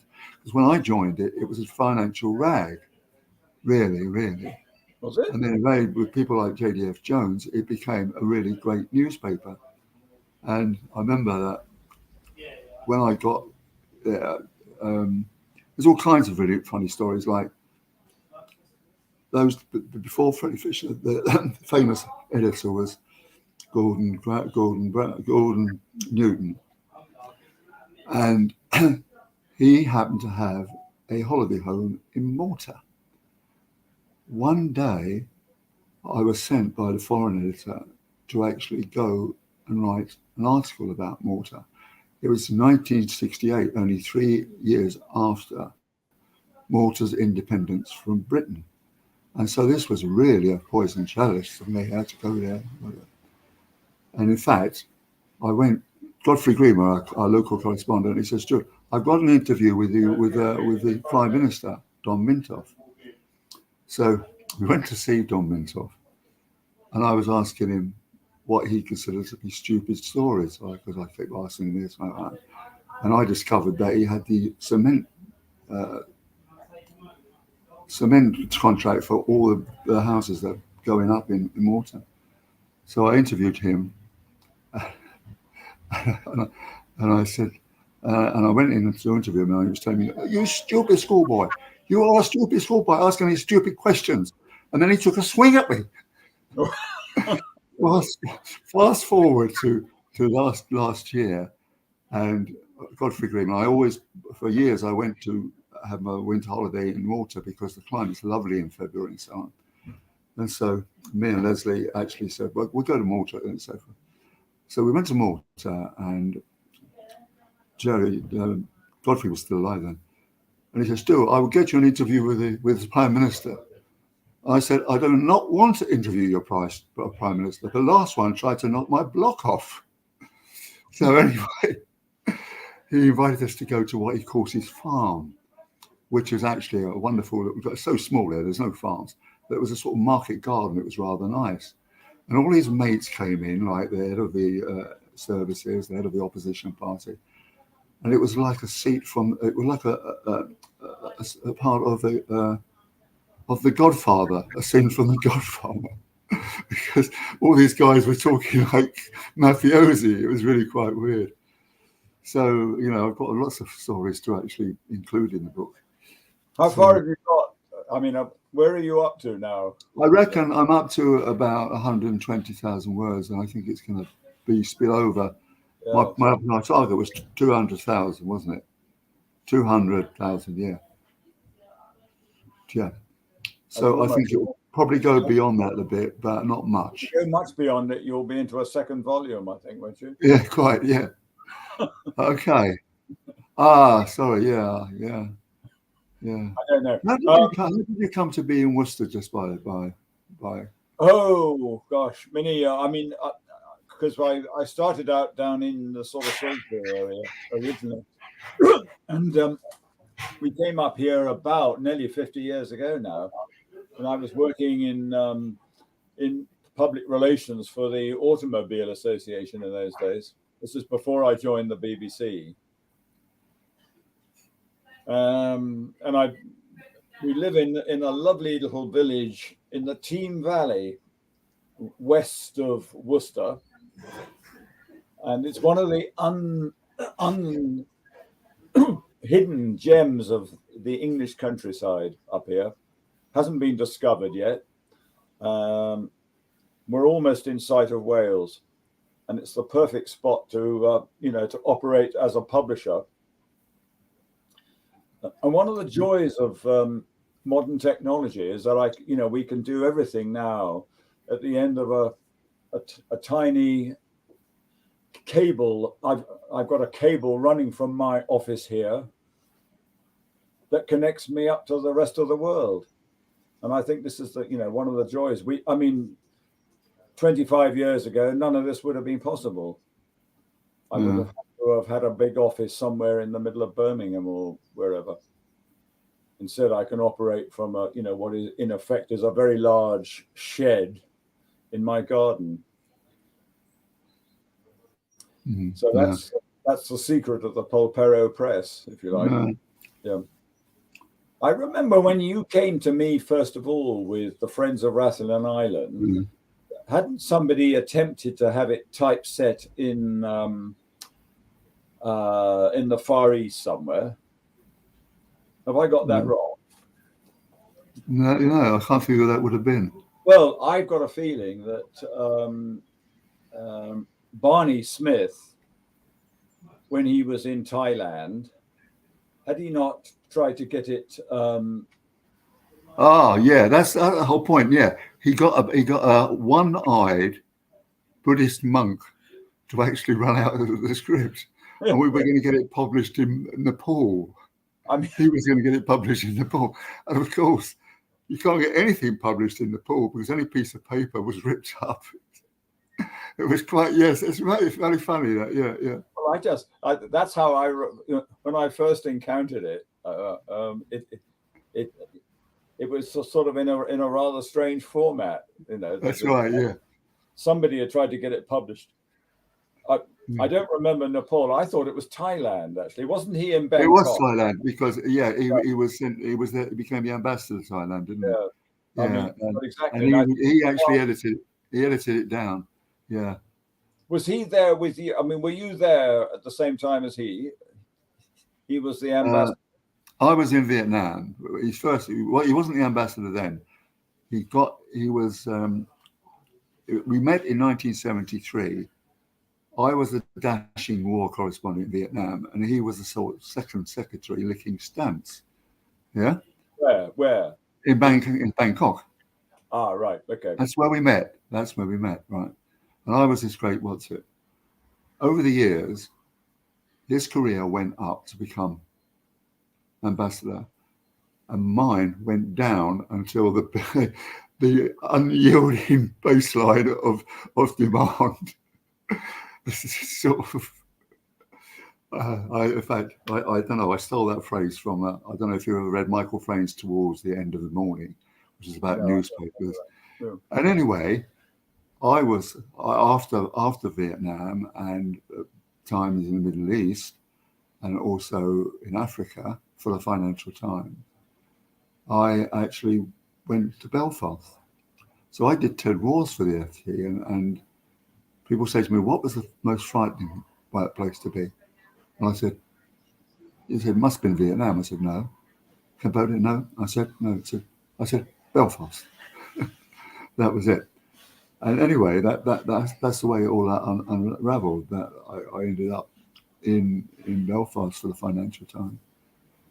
And I've got a feeling that Barney Smith was he not at the same time posted in Dublin? Yes. Right. And of course, there were lots of windows. There were lots of rumours that he was working for MI5. Exactly. Yeah. Was he? And I did wonder when I helped get him off of a fishing boat on Rosslare in the middle of the night so we could go across to Wales. I did quite wonder whether these rumours were actual facts. He was nipping up there with a bag to give it to the spies, the touts, Has he denied it? Of course. Don't even mention it. No, but I think he was quite helpful in sort of helping you with the background to that extraordinary story of the Friends of Rathlin Island, which was basically a sort of putative rebellion in Northern Ireland, wasn't it? Yeah. No, actually, what was the plot? What really cemented our premise is that when I started Oil Barrel, if you recall, I made Barney the chair, and it was a huge. Made him a rich man. Well, I'll finish the story. What happened was that after the journalism work, I decided to go into business. So I started this oil barrel business, which was investment in small green energy companies. And at that stage, the energy price was only $30 a barrel. That was 2003. By 2008, the oil price was 147 barrels a dollar. When I started it, only 3 companies were on AIM, such companies on AIM. 1947, 83, over 100 were on AIM, and 83 were on my website, paying to be on my website. And we expanded out of paying into conference businesses. And through and we made I made a lot of money out of that. And then Barney was sort of involved with it, and I met a guy called Frank Inouye, who was half Japanese and half American, and he was in charge of an oil company called, what was it called? Do you remember? It was called Coastal, right? And Frank happened to work for BP, I think it was, drilling for oil in Bangkok or out in the Gulf of Thailand. And they found an awful lot of oil because they got one of the old boys from Houston to drill there. And they got it up. And Barney, as chairman, got loads and loads of, what's the word? When you get, you can call in. He got, anyway, 140,000 things where you check in, you cash in. 140 yields that he could buy in. And the price of what's it? You got them at one, I think it was 114p, something like that. Yeah. And Coastal had 12 successive wells come right. So they became worth $4 million, and Barney had made 1.4 million profit. And I reminded him, you and Roger and I, as you know, always remind him of this every time we see him.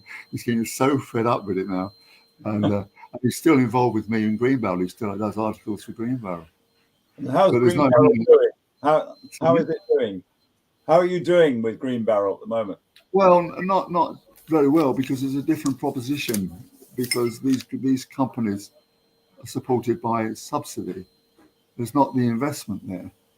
But it's very interesting to do, because I've now got, the reason I've actually joined Mirador is that I was told that I must go digital, because the parallel here is that Facebook loses subscribers to Instagram, because people don't want to read things, they want to see them, right?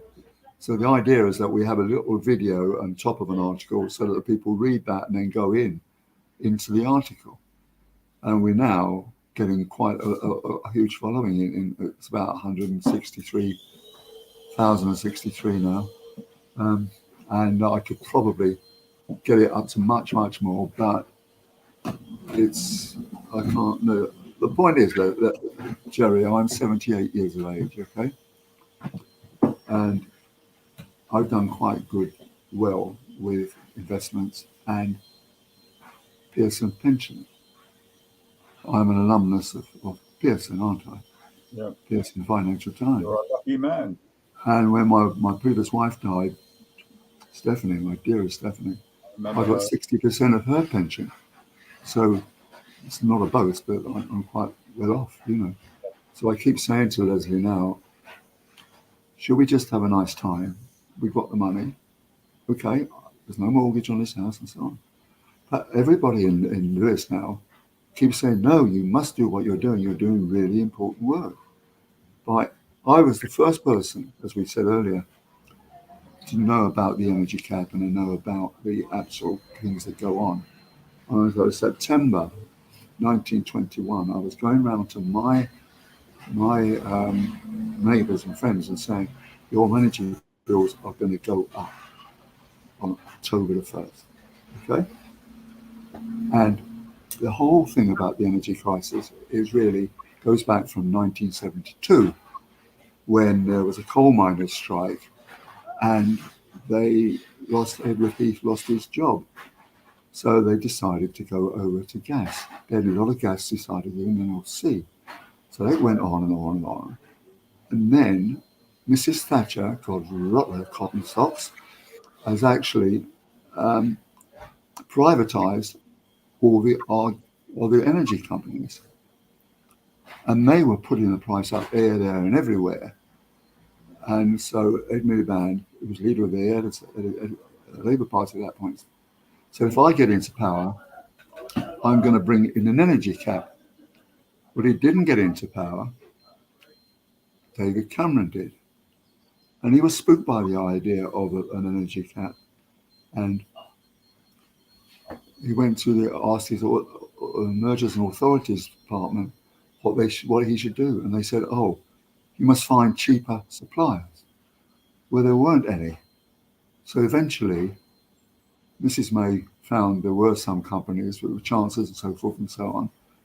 And so about 50 new companies came along and would offer sweetheart deals. So if British Gas was, I say, charging £1,000 a year, let's say one of these companies that went bust, like Bulb has gone pub, we can do it for £800. And that's what happened. It went on until Putin arrived on the scene and the gas price kept going up and up and up.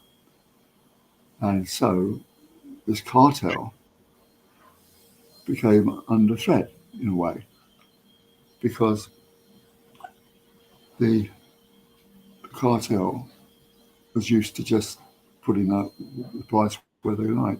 So they put it just below the energy cap. And then when the gas keep going up, okay, they actually, like British Gas, for example, January the 3rd, the cartel began to make big money. In January the 1st, 2022, British Gas were pleading poverty. On January the 1st to June, end of June, they had made a profit of £1.3 billion. Okay? Yep. And where did that money go? The CEO got a salary of £2 million, and how much the investor said, I've got no idea. But if you go down the list, all the rest of the cartel are getting salaries of £1 million. And that is in a situation we are in this day. These people are profiteering. It's really, really outrageous. People are going to die this winter because of the cold, because of these people are using the money. They say, we're going to help you do this, we're going to help you do that. Help me, my ass. They're not helping at all. And that's the situation we are now. And it's costing the taxpayer huge sums of money to... Well, did you read it? The taxpayer is paying $7 billion to bail out Bulb. The taxpayer, us. Really outrageous. Tell me about Mirador Television. I mean, how does this work? Because this is the new lease of life for you, isn't it? Well, no, it's a you know, it is. It's a Keith, perhaps you'd like to say. Keith is the founder and the owner of Mirador Television, and it's a local television station. And people do say that most towns are now going to have a local television station. Keith, tell us your story about this. Well, you would like to know a little bit about Mirador. I'll try and push in here. Essentially, like you and Stewart, I've kicked around the world as a journalist. Served in Northern Ireland, the Balkans, the Baltics, and whether you'll forgive me for this or not, I don't know. But I started up Russia Today Television. which has become rather controversial since. But the British government haven't actually put me up against the wall and shot me yet. You're on the list. You're on the list. But I was raised on television and radio in North America, which is very keen on, and because of its vast size, very keen on local radio and television stations, which do a terrific job. In this country, we cannot think micro. We always think macro, and it never really has taken off. But we determined that Lewis, being a very esoteric town and the home of Tom Paine, should be a starting point. And because of what's happened with things like Netflix and so on and so forth, is major television has started to fragment. And so now the belief is that the local television and local radio will start to see a comeback.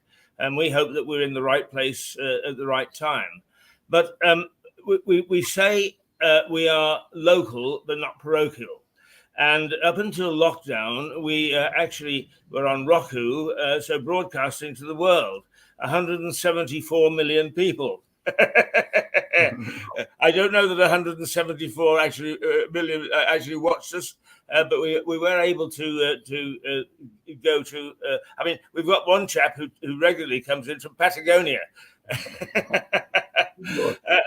So we're in the business of developing and experimenting, and we've got a mixture of some daft stuff. But these conversations that Stewart has, and I've been listening there to the one that you had today, it's very good to give a whole new look to people who aren't aware of the sort of things that people such as yourself have done, what life was like, what were the driving forces 20 years ago, 50 years ago, and so on, compared to today. So this conversation that Stewart has with various people has been very important, and the one you've had today has been terrific. We think that we've got about. I just interrupt you slightly there. One of the by things about this thing is I walk along the street and everybody says, "Hello, Stewart." I haven't got the foggiest idea who I am, who they are, and they also say, "Hello, Stewart. I like your hat." Is a sort of point of discussion now. So you're a local celebrity now in Lewis, are you? Yes, he is. No, I'm not. No, I am not. No. It's very interesting to do, actually, from my point of view. As you said, it's not. Well, I used to do broadcasts in Saigon and in Dublin and that kind of thing. But this is quite interesting to do because you can, I mean, for example, I should mention this. On Christmas Eve, there was a wonderful gig in the Con Club. Now, the Con Club used to belong to the Conservative Association. It was like a conservative club, the kind of place where they iron the bloody papers before they hang them up. And it's now a rock venue. And I suggested to Keith, we were just talking about who we want to get to come and do. And I said, why don't we get the people who are at the Con Club to come and interview? Yeah. And you said, what a very good idea, didn't you? Yeah. And also, I've had an interview with Tony Robinson, who you must know. Yeah. And he went on for an hour and a half, and he wants to do another one. All this business about the Mongols coming down and sorting out Ukraine, and then we had a lot of Tony on. And also, I don't know, you knew my friend Philip Bowring, did you? No, I don't know. No. Philip Bowring was a great friend from Asia days. His great-great-grandfather was a guy who negotiated with the King of Siam. And his great-grandfather was the governor of Hong Kong. And he's the man who actually started the Opium Wars by sending a boat up the Pearl River. Unfortunately, his wife, Claudia Mo, is in jail now. And where? In Hong Kong. Right. Yeah, and Keith was very struck by all this, and so we're doing serious broadcasting as well. Yeah. Now your studio there looks as if it's the interior of a sort of an ancient inn. It is. Yeah. Is it? It's the White Hart Hotel. Ah, is that where you are? All right. Yeah. We like to think that the spirit of Tom Paine, which was rebellious, and which he wrote most of his stuff here, has permeated into ourselves, and we are quite outrageous. We are absolutely outrageous with the things that we say, and we really get people stirred up. Look, Jerry, it's a protest town. If there's anything to protest about, we are going to protest. Mind you, we've just about kicked Extinction Rebellion out. That's quite a good move. Oh, you got rid of them, have you? Well, We think so. There was no fun. Look, the Extinction Rebellion did a very good job about identifying the crisis, but they didn't know what to do about it, and they just alienated anybody who could have actually followed them, didn't they? I think For it's example, they stopped. I mean, you saw those views where people were being pulled off the train. Yeah, I've got to go to work. I'm not interested. Another argument, when I was chairman of the Friends of Wormwood Scrubs, the green space behind the Scrubs, I'm now honorary president, in fact, but the Estonian Rebellion came onto the Scrub, and every night they were having bloody great bonfires. These people are trying to get rid of the carbon emissions, and this lot are bloody encouraging it. It's crazy. Aren't they always trying to burn people or effigies in Lewis? Isn't there some famous ancient? Oh, absolutely. That's what it's known for. Yeah. Yeah. That's all about. You know what that's all about, don't you? No, I don't. It's about religion. Is it? Yeah. In Lewis? Guy Fawkes, you see, before Are that. they all dissenters there then? Like No. the Cornish? No. The point was that when bloody Queen Mary came into power, right, after all of the other energy heirs died, she started burning people at the stake, Catholics at the stake. And Protestants. Protestants, sorry, yeah. Protestants at the stake, yeah, get that wrong. And that's what started it all. And then the burning of the martyrs fused with Guy Fawkes, and every November 5th is celebrated in an unbelievable fashion. People going through the streets up and down, marching up and down with flags and barrels and God knows what else. Absolutely. And in fact, I found it sort of a nationalist thing. That the 6 bonfire societies, you see, and I went into one back at the bar of the Brewers Arms, and there was a guy dressed up as a cavalier. And he said, "How long have you been here?" I said, "Well, I have a peripatetic life, but about 46 years.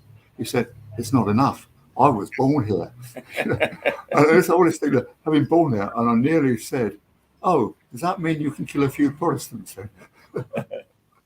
Jerry, tell me, does Lord Perrow have any little quirks similar to Lewis? Well, it does, because they have an annual bonfire on Midsummer Eve on the beach, and that every summer they light a bonfire, and all the locals get very merry, because there's some wonderful pubs nearby, and then they all leap across the bonfire as it slowly burns down. It's one of the things local lads try and see if they can sort of leap across the embers. And there are all sorts of strange rituals. I mean, that's been going on for 200 or 300 years, that ritual. And there are various others. There's annual mayor making. I mean, there isn't really a mayor of Polperro, but they have a mock mayor. They probably have that in Lewis. These are wonderful medieval traditions, aren't they? And some towns and villages still keep them going. They certainly do down in Cornwall. And Cornwall's famous for all sorts of things, like the obios and the floral dance and all of those. They're down at Helston. And are these reflected in your books? In Polperro, they are. Yes, because I've written about the rituals there, but there are many other places in Cornwall as well that that you could write about. I haven't actually published books. Yeah. On Cornwall, another thing about Cornwall, Cornwall now are 40% second houses, aren't they? Sadly, it's and they're the third poorest country in the what's it, because there's no industry anymore. The only industry is tourism, and that doesn't pay very much. Anyway, during my Greenbelt sort of things, I go round and so forth. I found a company called Clean Lithium. I thought, hello. Yeah. I know a guy in a kids thing in the city called Daniel Fox Davis. He's got another one called Clean Lithium Energy. And so I got hold of both of them, and I said, "Can I put this up on my website?" And they said, "Absolutely do." So we put up Clean Helium, and also the other one, and they got a load of hits. So I can take claim of actually reinstating some industry, money-making industry in Cornwall. Well, In fact, my middle daughter, who yesterday morning, told me that she's had a baby girl. Good Lord. It's absolutely wonderful, because my first grandchild, Louis, was born in Cornwall as well, as you know. I remember telling you. She was living in Everian. What is it called? Every. She lives anywhere, somewhere close to Truro. And oh, I see, down there. Okay. yeah, Right. yeah. And then now we've got this other second one. Mind you, since I've married Leslie, who you've met, Yes. and yeah, I've inherited 23 great grandchildren. Oh, my God, Stuart. Quite funny. That's Talking quite- of which, Jerry, we Yes. really like to come up to Worcester quite soon as we can be sure that we're going to have a train take us there. Because To Leslie really Worcester? wanted to seeing the little kids, you know. Yes. That's what we were coming up to do. Was it? I'm sorry, we didn't manage to meet up then, but next time you're in the area. Yeah. just I let me- love coming to Worcester. It's a very nice place, you know. It's a very nice place to go to, isn't it? Well, it's again steeped in history. It's not quite the city it used to be once, but it's sort of managing. I think it's lost a lot of its sort of architectural charm, sadly. But no, you know, we're happy here. We like it. Yes. So, apart from your TV appearances now down there and writing your memoirs, what else are you involved in? And well, an oil barrow you mentioned. You've got a fairly full life going for you, haven't you? Yeah, well, old barrel is long. Green barrel. Green barrel. Yeah. That's Have you changed the name? Has it changed from oil barrel to green barrel? yeah. Oh, It's green barrel. Yeah. Oh, I realize that. Green barrel. It used to be oil barrel. Yeah. Yes. Anyway. But under immense pressure from my daughters, I decided I would go to renewables. Right. Okay. Barney does the occasional piece, and I keep saying to him, you know, now that you're idle rich, Barney, you can. I got a feeling, I wouldn't be sure. They've given up the house in France, apparently. Yes. After 30, you know, they've got this house in France they had. Whereabouts in France are you? It's called in La Salle. It's in it's southwest. What's it called? La Savenne, in the Savenne. Oh, Savenne. Okay. Yeah, I think I know what that is. Yeah. Yes. Well, And I think Roger sees quite a lot of them, doesn't yes. he? Yeah.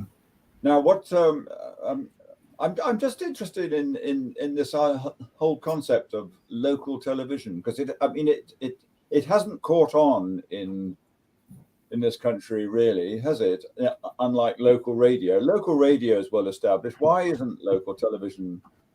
Well, there are some problems with the signals and so on disturbing France. But generally speaking, it's because our government cannot think micro. Jeremy Hunt, when he was media sports and whatever the other thing was in the ministry, decided, he went across the United States and looked at small-scale television. And he said, we really got to have this, because he saw the service that it was provided. He came back and he started the process of offering licenses for it. Then he went on to be chancellor, and the civil servants got hold of it, and they said, we're not having this. And to all intents and purposes, what they did was they remade the old ITN or ITV, which was a failure. And this one has turned out to be a failure. So I think it's actually going to be a natural process trying to avoid government who simply cannot get their minds around the fact that television can exist and should exist in communities like Lewis of 17 or 18,000. So we're very hopeful that what we're doing is we're kick-starting something. And one of the things I'm trying to do is to look at, go through some of the professional websites and say, are there other small operations like us where we could form into, say, a network and share stuff? Yes. So it's all in development, and it's all sort of terribly exciting because, I mean, one of the things that you say that they're coming out of a hotel, and we sit here and we are very free flow. We're a bit like a program called Pebble Mill at One, which you may recall. Remember it well. Which was in the atrium of Edgbaston. And so we see people coming through the door and we say, "Oi, do you want to be on television? Who are you?" You're amazing, Jerry. Everybody wants to be on TV. It's like a pop-in thing. And there was a guy came in here with his wife, and he was a military guy, he'd been in the Navy. And he was talking to me, I was talking about, and it turns out that he was involved with Star Wars, with Reagan.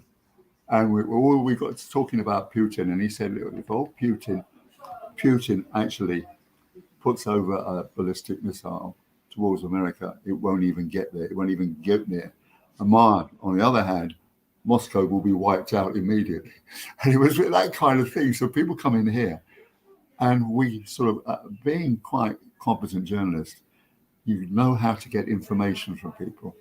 And the thing is, Jerry, I've learned as a journalist, is that everybody can't, there's nobody there can't keep a secret. Everybody can't keep a secret. Everybody can't, but so you've got to get the information out of people. And the best way to do that is to actually go from not to A to B, but from A through B, C, D, and E to get to E. And that means you talk to various people. Like, for example, when my wife's husband abandoned her, I spoke to all three children, well, not children, grown-up children now. I said, what do you think about Clive? And they all gave me different versions. And eventually you melt it down into one and you get the true story. And that's what you do as a journalist, really. Incidentally, where we say that we are a local and not parochial is on a Monday, we have a lady who is the head honcho at an architectural college in New York. She comes on for half an hour and we chat about the sort of similar things, what happens in small town New York. And then we have another lady on a Friday who comes out of New York, and I worked with her 40 years ago, and she keeps us going on the smaller things, the things that wouldn't hit national news that are happening in New York. So we're a wide spread of interests, and then we've got him.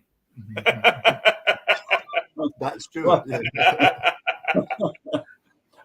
Is Mirador one of the? Were you the first then in local television? Well, other people have played around with local television, but this sort of local television, we are a total pioneer. Nobody is doing this anywhere else, as far as we're aware, in the world, for that matter, because as you rightly pointed out and identified, we're in the White Hart Hotel, which is very historic, in as much as it's got a sign outside saying it's the cradle of American independence. So we've got lots to talk about here. And when people come in, they're fascinated to find out that they're sitting where Tom Paine sat and wrote The Rights of Man. And do you get walk-on guests, people wandering in for a drink and discovering that they're on television, the next thing? Absolutely. And we snaffle them. Oi, you, sit down there, you're on TV. Yeah. And have you any idea about the size of the audience for it? Well, it is very difficult with online television, but we broadly know that we've got about 3,000. But in the last 2 or 3 months, we've been getting little notifications from Facebook and so on saying your audience was 1,000% up last week. It's 100%, and we know from the comments that it's slowly growing. So my guess is perhaps we've gone up to about 5,000.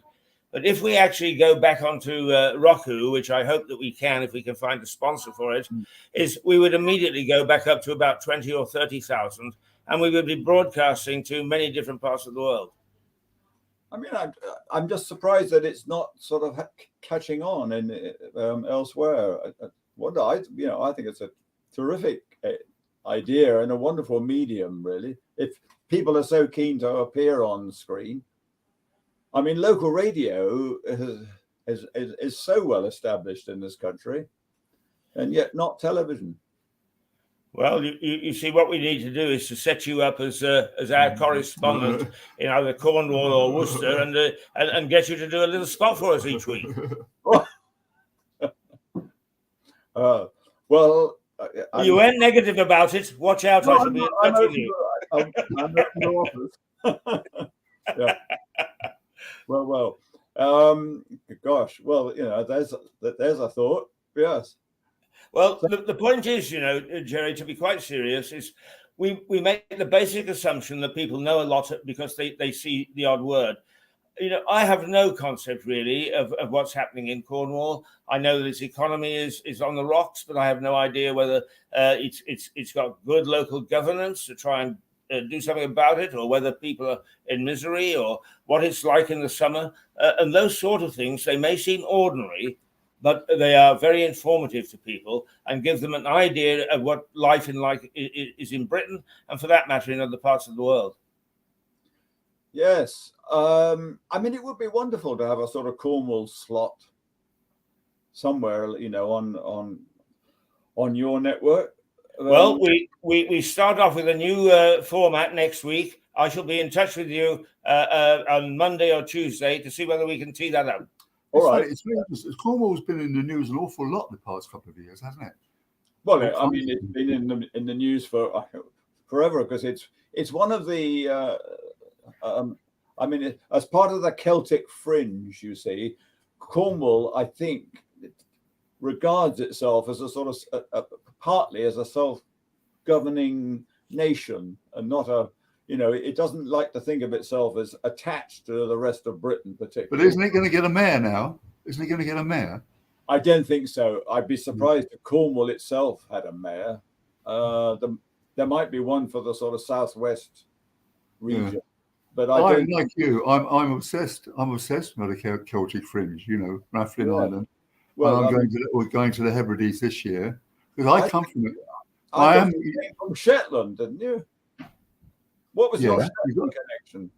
Yeah, but also, did you know that Dalby's not my name? My birth name is McPhee. Is it? Yes. How come it's changed? What's happened? Well, my father abandoned me before I was born, and my mother remarried. Nonsense! He had to get out of town. No. I am part of the McPhee clan. Were you born in Shetland? Sorry? Were you born in Shetland? No, I was born in Paddington, London, right. Paddington. My wife, Leslie, Stephanie, had links to Shetland because there was links between New Zealand. She was a New Zealander, right? And in 1817, the factor of Lord Grey sent a load of people off to New Zealand, like this old Priti Patel's trying to send them off to Rwanda. Okay? Yes. So 3 of the New Zealand prime ministers have been women. Okay? So Stephanie was absolutely certain that she wanted to buy the family croft in the Shetlands. And of course, my girls actually said, "This is ridiculous. We've already got 2 homes. Do we need another one?" And she said, "Yes." And I could never get out why she wanted that. And then finally she said to me, "I've been in London, Brenton, for 31 years. And the reason I'm here now is that I'm married to you." And I thought, that's a wonderful thing to say. And then eventually, as time went on, I left the Financial Times, set up my own business, and Stephanie talked early retirement, and we bought Strayfield, which was one of the places where we used to go stay when we were up there. And I've been going up there since she died in 2008. She's buried in the churchyard next to Strayfield. Oh, is she? And I shall be going up there as soon as the weather allows, and going over, because I like plant. Last time I went out, I just felt she was there with me. Now, I know it sounds all a bit spiritually and the rest of it. I just felt that. We are very, very wide in our view of life in this program. Yeah. Absolutely. But do you remember that when she did die, there was a lot of blood under the bridge between my daughters about who was going to get what and so forth and so on. Now, all three of them, thanks to the mum and dad, I've given them houses, and I've helped support my one in California. And everybody says to me, "You're absolutely mad. You could have made a fortune." I said, "Look, they might as well have these things while I'm alive. Otherwise, there'll be an incredible bloody inheritance tax to have." And I like going up there. And now that Julia's come around and speaking to me again, I can stay in the house. Leslie and I'd probably be going up there quite soon. It is expensive to get to, though. You have to remember that. I can imagine this. It's not an easy journey to make. But, I mean, there you are. You see, that's another. It's fascinating. You're Jerry, in Norway, aren't you, up there? they're not Scots, though, Jerry. They're Vikings. Yes, well, they must They're be. actually, yeah, they are. They're not Scots at all. No. Yeah. I mean, they're closer. I mean, they sound like Scots, but they're actually Scandinavians, aren't they? The Norwegians and Swedes, yeah. Yeah. Well, gentlemen, we try hard not to go past 11 o'clock, and it's 5:02. Right. I've been listening on the sidelines, Jerry, to your conversation with Stewart, and we insist that it is a conversation and not an interview, because that's where the interesting stuff comes out. Yes. But I'm really pleased that you would like to help us extend the concept, and I shall be in touch with you to see if you'd like to do a weekly spot from Cornwall, say about 15 minutes each week, and any topic that you care to choose. It's entirely your 15 minutes. So if you're game for that, we shall be seeing a lot more of you on Mirador. Okay. All right, Keith. I mean, what I do know a bit about is Cornish history, of which there is a lot, and there's some fascinating tales. So you might like to think about that, possibly. We'd love to hear that. Yeah. I've got all the books. I'd love to hear you talking about this. And actually, history is a key part of this channel. You might like to try and search on the web for a documentary called "The Bloody Past of a Tiny Town," which is the history of Lewis, particularly all the bloodshed that has been. And so you can see the sort of import that we place on history. So we would be delighted to listen to some thoughts and so on about Cornish history. Absolutely. Yeah, absolutely. Is that right? Yeah, absolutely. Is that right, yeah, Mr. Dalby? Yeah. Mr. McPhee? Yes. I'll have to. Yeah. I'll look at you in a new light now, Stuart. What was that called? The Bloody Past of A Tiny Town. a Tiny Town. Yeah. Yes. Okay, I'll look out for that. All right. Well, Jerry, very, very good to have you on with Stewart this morning, and an interesting conversation as always. We shall look forward to bringing you onto the team. I will be in touch with you either later this week. Well, there's not much left of it, or the beginning of next week. And actually, it's a nice time for you to come on board, because we kick off with new ideas and new thoughts. So there you are, a new face for Mirador. Yeah, I mean, it doesn't make you rich, but it's very fun to do. I really, really enjoy it. It's been fun. I've enjoyed it this morning. Well, thank you very much for inviting me on. Yeah. We look forward to seeing you soon. Yeah. All right, Keith. Bye, Jerry. Thanks, Jerry. Okay. See you soon, I hope, in Worcester, as soon as we can get up there. Let me know. Sorry? I think we can get a National Express bus up to Worcester, can't we? Yes. I think we can get a National Express bus up. Well, I come by train rather than bus. Yeah, but there aren't any trains. They're on strike. Well, well, are they going to be Look, on Jerry, strike? Jerry, the situation we're all in at the moment is we can't send a letter, we can't get on a train, we can't get on a bus, we can't get into a hospital, we can't get into a school. Only we can do is come to the pub. An important part of British life. Well, thank God for pubs. Okay. And Miracle. Cheery bye, Jerry, and Bye. good to talk to you. Yeah. Okay. Bye. Bye. Bye-bye. Cheers. Bye. Lovely. A very good guest there. Yeah. Thank you, Stewart, and a good conversation. Sit down until we actually go off. Take another look at him, because these conversations are important, and they really give us a good background. So what we'll do now is we will say toodle pip. Say toodle pip. Toodle pip, bye. Toodle pip. And no, what my farewell is venturemos. Right? Do you know what that means in Spanish? No, tell me. We will overcome. We will overcome. Yeah. Well, in fact, they say of this part of the world, we shall not be drove. We shall not be drove. Yeah. Right. Okay. Ta-da.